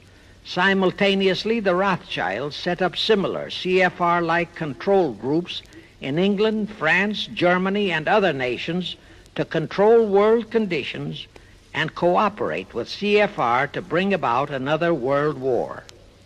But the CFR's first and foremost job was to get complete control of our mass communications media. The control of the press was assigned to Rockefeller. Thus, Henry Luce, who recently died, was financed to set up a number of national magazines, among them Life, Time, Fortune, and others, which publish USSR in America.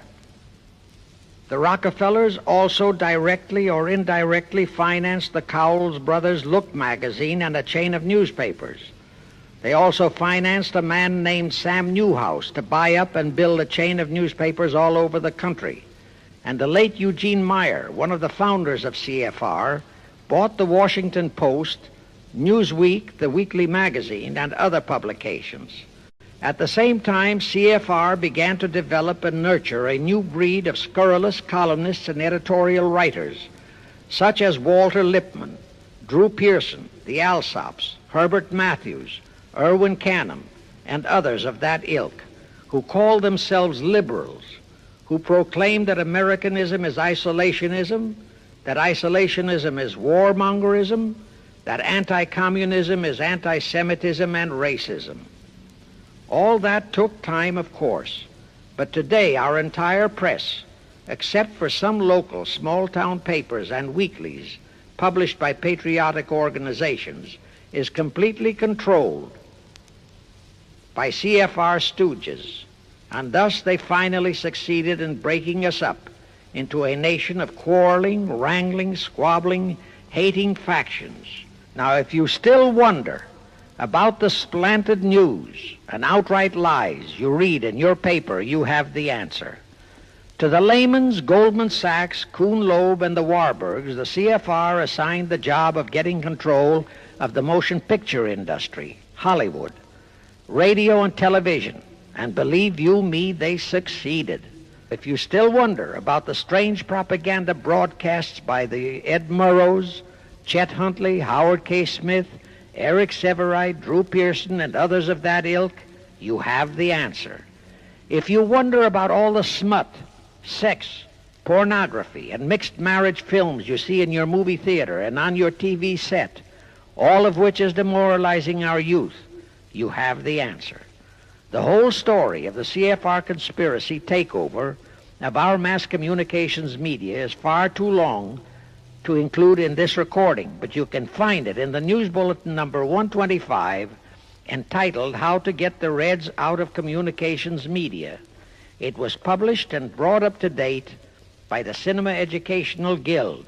It tells in detail how the press, the movies, TV, and radio have been, and still are, used to brainwash the people, to demoralize our youth, and they have been and still are encouraging and creating sympathy for the rioting Negro civil rights lawlessness. You can get a copy of this news bulletin by writing to the Cinema Educational Guild, Post Office Box 46205, Hollywood, California. Now, to refresh your memory, let's go back for a moment. Wilson's flop had torpedoed all chances of transforming that League of Nations into the conspirators' hoped-for one-world government housing. So the Jacob Schiff plot had to be done all over again, and they organized the CFR to do it. We also know how successfully the CFR did that job of brainwashing and destroying the unity of the American people. But as was the case with the Schiff plot, the climax and the creation of a new housing for their one world government required another world war, a war that would be even more horrible and more devastating than the First World War, in order to get the people of the world to again clamor for peace and a means to end all wars. But the CFR realized that the aftermath of World War II would have to be more carefully planned so that there would be no escape from the new one world trap, another League of Nations, that would emerge from the new war, the trap we now know as the United Nations. And they hit upon a perfect strategy to ensure that no escape. Here's how they did it. In 1943, in the midst of the war, they prepared the framework for the United Nations, and it was handed over to Roosevelt and our State Department to be given birth by Alger Hiss, Pozwalski, Dalton Trumbo, and other American traitors, thus making the whole scheme a United States baby. Then to fix our parenthood, New York City was to become the nursery for the monstrosity. After that, we could hardly walk out on our own baby, now could we? Anyway, that's how the conspirators figured it would work, and so far it has. And the liberal Rockefeller donated the land for the United Nations building. The United Nations Charter was written by Alger Hiss, Pozwalski, Dalton Trumbo, and other CFR stooges. A phony so-called UN conference was set up in San Francisco in 1945. All the so-called representatives of 50-odd nations gathered there, promptly signed the charter, and the despicable traitor Alger Hiss flew to Washington with it, elatedly submitted it to our Senate, and the Senate, elected by our people to safeguard our security, signed the charter without so much as reading it. The question is, how many of our senators were even then traitorous stooges of the CFR? Anyway, it was thus that the people accepted the United Nations as a holy of holies and enabled traitor Earl Warren to virtually destroy our Constitution by basing all his traitorous decisions on the UN Charter, thus making that charter virtually our law of the land. However, for all the dirty work that had to be done to solidify the UN, the new housing of the one world plot, they still required the aid of our leaders in Washington. So now I will emphasize the fiendish cleverness of the CFR masterminds. To the vast majority of the American people, our foreign policy for many years has been a complete enigma. Most of us simply can't understand why this great nation is seemingly floundering so helplessly in the art of diplomacy. We can't understand why our leaders are seemingly so confused and bewildered in all their dealings with Moscow, France, and other nations, and with the UN. We always hear them proclaiming that in view of our overwhelming economic and military superiority, we must always lead from strength.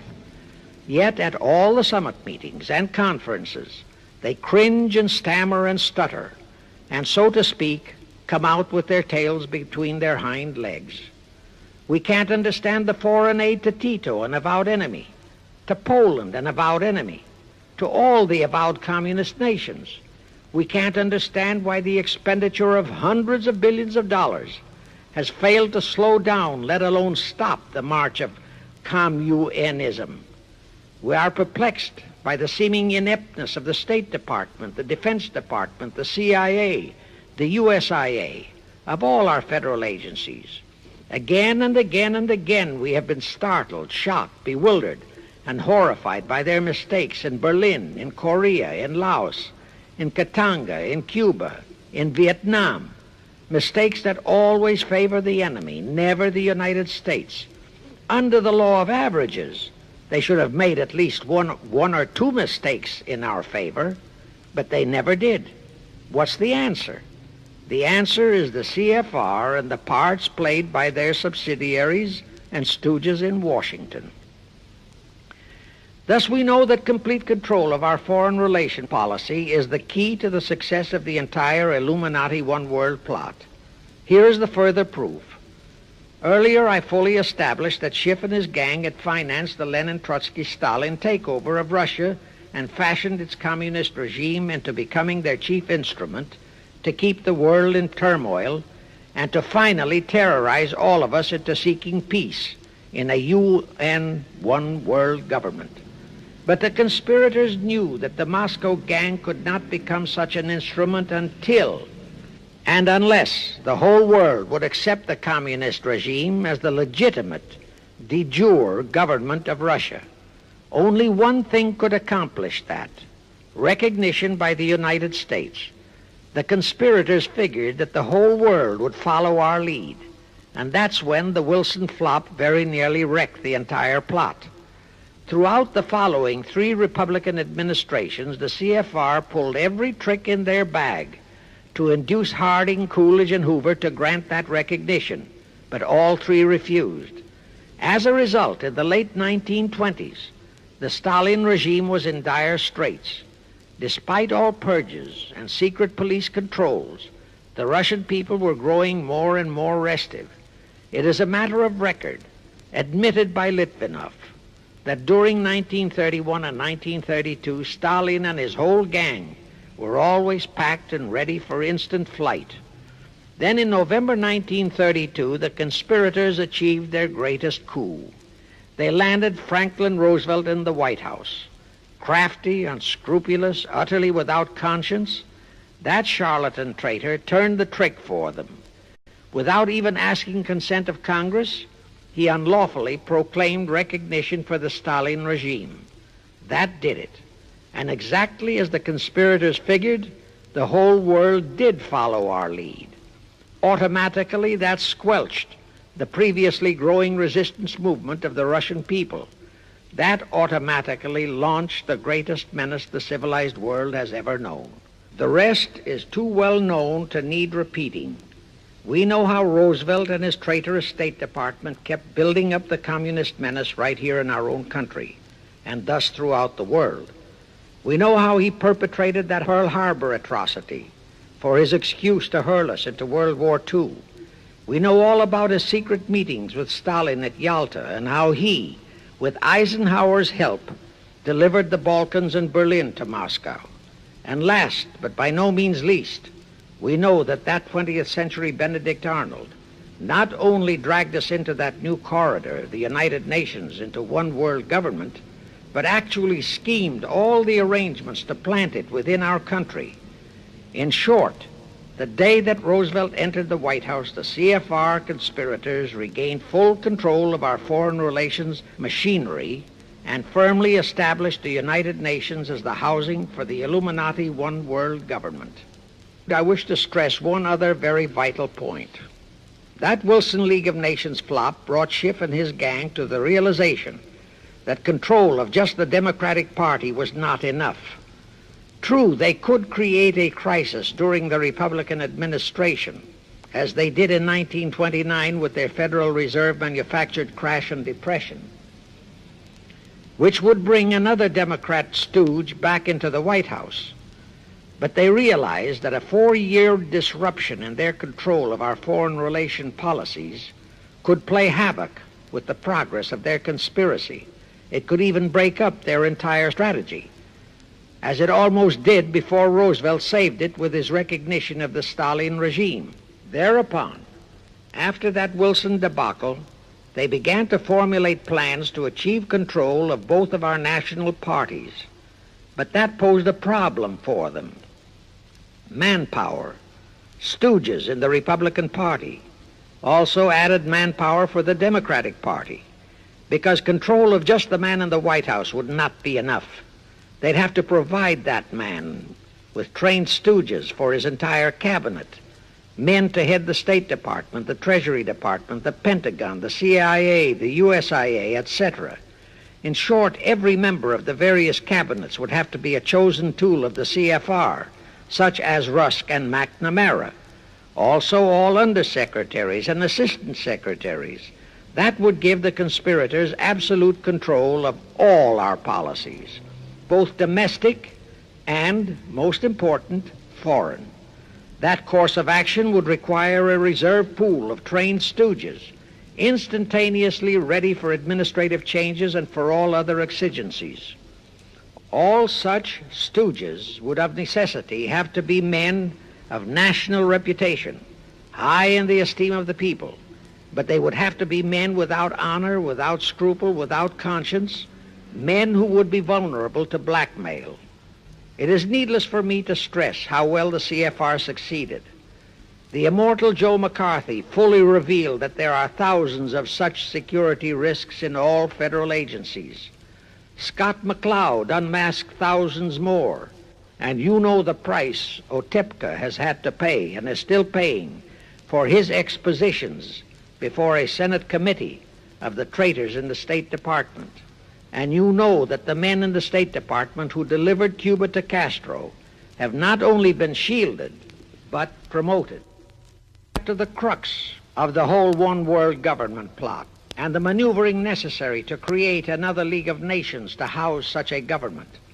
As I have already stated, the conspirators knew that only another world war was vital for the success of their plot. It would have to be such a horrifying world war that the peoples of the world would cry out for the creation of some kind of a world organization that could assure everlasting peace. But how could such a war be brought about? All the European nations were at peace. None had any quarrels with their neighboring nations. And certainly their tools in Moscow wouldn't dare to start a war. Even Stalin realized that it would mean the overthrow of his regime unless so-called patriotism would weld the Russian people behind him. But the conspirators had to have a war. They had to find or create some kind of an incident to launch it. And they found it in a little inconspicuous and repulsive little man who called himself Adolf Hitler. Hitler, an impecunious Austrian house painter, had been a corporal in the German army. He made the defeat of Germany into a personal grievance. He began to rabble-rouse about it in the Munich, Germany area. He began to spout about restoring the greatness of the German Empire and the might of the German soldiery. He advocated the restoration of the old German military to be used to conquer the whole world. Strangely enough, Hitler, the little clown that he was, could deliver a rabble-rousing speech, and he did have a certain kind of magnetism. But the new authorities in Germany didn't want any more wars, and they promptly threw the obnoxious Austrian house painter into a prison cell. Aha! Here was the man, decided the conspirators, who, properly directed and financed, could be the key to another world war. So while he was in prison, they had Rudolf Hess and Goering write a book which they titled Mein Kampf and attributed the authorship to Hitler, exactly as Litvinov wrote Mission to Moscow and attributed the authorship to Joseph Davies, then our ambassador to Russia and a stooge of the CFR. In Mein Kampf, Hitler, the pseudo-author, outlined his grievances and how he would restore the German people to their former greatness. The conspirators then arranged for a wide circulation of the book among the German people in order to arouse a fanatical following for him. On his release from prison, also arranged by the conspirators, they began to groom him and finance him to travel to other parts of Germany to deliver his rabble-rousing speeches. Soon he gathered a growing following among other veterans of the war, and that soon spread to the masses, who began to see in him a savior for their beloved Germany. Then came his leadership of what he called his Brown Shirt Army and the March on Berlin. That required a great deal of financing, but the Rothschilds, the Warburgs, and others of the conspirators provided all the money he needed. Gradually, Hitler became the idol of the German people, and then they overthrew the von Hindenburg government, and Hitler became the new Führer. But that still was no reason for a war. The rest of the world watched Hitler's rise, but saw no reason to interfere in what was distinctly a domestic condition within Germany. Certainly none of the other nations felt it was a reason for another war against Germany, and the German people were not yet incited into enough of a frenzy to commit any acts against any neighboring nation, not even against France, that would lead to a war.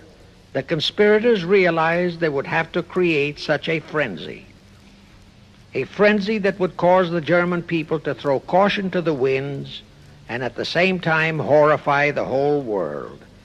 And incidentally, Mein Kampf was actually a follow-up of Karl Marx's book, A World Without Jews.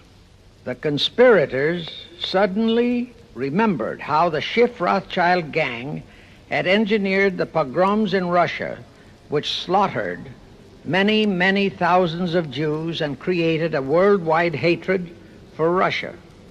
And they decided to use that same unconscionable trick to inflame the new Hitler-led German people into a murderous hatred of the Jews. Now, it is true that the German people never had any particular affection for the Jews, but neither did they have an ingrained hatred for them. Such a hatred would have to be manufactured, so Hitler was used to create it. This idea more than appealed to Hitler. He saw in it the grisly gimmick to make him the God-man of the German people. Thus, craftily inspired and coached by his financial advisors, the Warburgs, Rothschilds, and all the Illuminati masterminds, he blamed the Jews for the hated Versailles Treaty and for the financial ruination that followed the war. The rest is history. We know all about the Hitler concentration camp and the incineration of hundreds of thousands of Jews, not the 6 million, nor even the 600,000 claimed by the conspirators, but it was enough. And here let me reiterate how little the internationalist bankers, the Rothschilds, Schiffs, Lehmans, Warburgs, Baruchs, care about their racial brethren who were the victims of their nefarious schemes. In their eyes, the slaughter of the several 100,000 innocent Jews by Hitler didn't bother them at all. They considered it a necessary sacrifice to further their Illuminati one-world plot, just as the slaughter of the many millions in the wars that followed was a similar necessary sacrifice. And here is another grisly detail about those concentration camps. Many of the Hitler soldier executioners in those camps had previously been sent to Russia to acquire their arts of torture and brutalization so as to emphasize the horrors of the atrocities. All this created a new worldwide hatred for the German people, but it still did not provide a cause for war. Thereupon Hitler was incited to demand the Sudetenland. You remember how Chamberlain and the then diplomats of Czechoslovakia and France surrendered to that demand. That led to further Hitlerian demands for territories in Poland and in the French Saar territories. Those demands were rejected. Then came his pact with Stalin. Hitler had been screaming hatred against communism. Oh, how he ranted against communism. But actually, Nazism was nothing but socialism, and communism is, in fact, socialism. But Hitler disregarded all that. He entered into a pact with Stalin to attack and divide Poland between them. While Stalin marched into one part of Poland, for which he was never blamed, the Illuminati mastermind saw to that. Hitler launched a blitzkrieg on Poland from his side. The conspirators finally had their new world war, and what a horrible war it was. And in 1945, the conspirators finally achieved the United Nations, their new housing for their one world government. And truly amazing, all of the American people hailed this foul outfit as a holy of holies. Even after all the true facts about how the UN was created were revealed, the American people continued to worship that evil outfit. Even after Alger Hiss was unmasked as a Soviet spy and traitor, the American people continued to believe in the UN. Even after I had publicly revealed the secret agreement between Hiss and Molotov that a Russian would always be the head of the military secretariat, and by that token, the real master of the UN, most of the American people continued to believe that the UN could do no wrong. Even after Trygve Lie, the first Secretary General of the UN, confirmed that Hiss-Molotov secret agreement in his book For the Cause of Peace, the vast majority of our people refused to lose faith in the UN. Even after the truth about the Korean War was revealed, how the Russian General Vasiliev, head of that UN military secretariat, was given a leave of absence by the UN so that he could take command of the North Koreans and Red Chinese who were fighting the so-called UN police action under our own General MacArthur, who by orders of the UN was fired by the pusillanimous Truman in order to prevent his winning that war, our people still believed in the UN. Despite our 150,000 sons who were murdered and maimed in that war, the people continued to regard the UN as a sure means for peace. Even after it was revealed in 1951 that the UN, using our own American soldiers under UN command and the UN flag, in collusion with our traitorous State Department and the Pentagon, had been invading many small cities in California and Texas in order to perfect their plan for the complete takeover of our country, most of our people brushed it off and continued their belief that the UN is a holy of holies. Do you know that the UN Charter was written by traitor Alger Hiss, Molotov, and Wyszynski? That Hiss and Molotov had made that secret agreement that the military chief of the UN was always to be a Russian appointed by Moscow? Do you know that at their secret meetings at Yalta, Roosevelt and Stalin, at the behest of the Illuminati operating as the CFR, decided that the UN must be placed on American soil? Do you know that most of the UN Charter was copied intact, word for word, from the Marx Manifesto and Russia's so-called Constitution? Do you know that the only two senators who voted against the UN so-called treaty were the only two senators who had read it? Do you know that since the UN was founded, communist enslavement has grown from 250 million to 1 billion?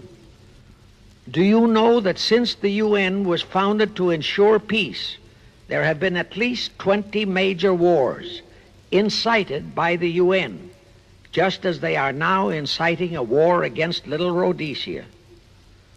Do you know that under the UN setup, the American taxpayers have been forced to make up the UN Treasury deficit of many millions of dollars because of Russia's refusal to pay her share?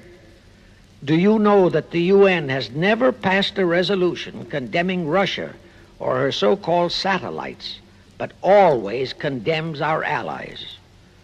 Do you know that J. Edgar Hoover said, "The overwhelming majority of the communist delegations to the UN are espionage agents"?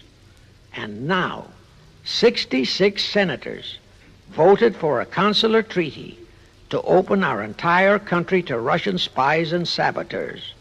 Do you know that the UN helps Russia's conquest of the world by preventing the free world from taking any action whatsoever except to debate each new aggression in the UN General Assembly? Do you know that at the time of the Korean War, there were 60 nations in the UN, yet 95% of the UN forces were our American sons, and practically 100% of the cost was paid by the United States taxpayers? And surely you know that the UN policy during the Korean War was to prevent us from winning that war. Do you know that all the battle plans of General MacArthur had to go first to the UN to be relayed to Vasiliev, commander of the North Koreans and Red Chinese, and that any future wars fought by our sons under the UN flag would have to be fought under the control of the UN Security Council? Do you know that the UN has never done anything about the 80,000 Russian Mongolian troops that occupy Hungary? Where was the UN when the Hungarian freedom fighters were slaughtered by the Russians? Do you know that the UN and its peace army turned the Congo over to the communists? Do you know that the UN's own so-called peace force was used to crush, rape, and kill the white anti-communists in Katanga? Do you know that the UN stood by and did nothing while Red China invaded Laos and Vietnam? That it did nothing while Nehru invaded Goa and other Portuguese territories? Do you know that the UN was directly responsible for aiding Castro? That it does absolutely nothing about the many thousands of Cuban youngsters who are shipped to Russia for communist indoctrination? Do you know that Adlai Stevenson, of all people, said the free world must expect to lose more and more decisions in the UN? Do you know that the UN openly proclaims that its chief objective is one world government, which means one world laws, one world court, one world army, one world navy, one world air force, one world schools,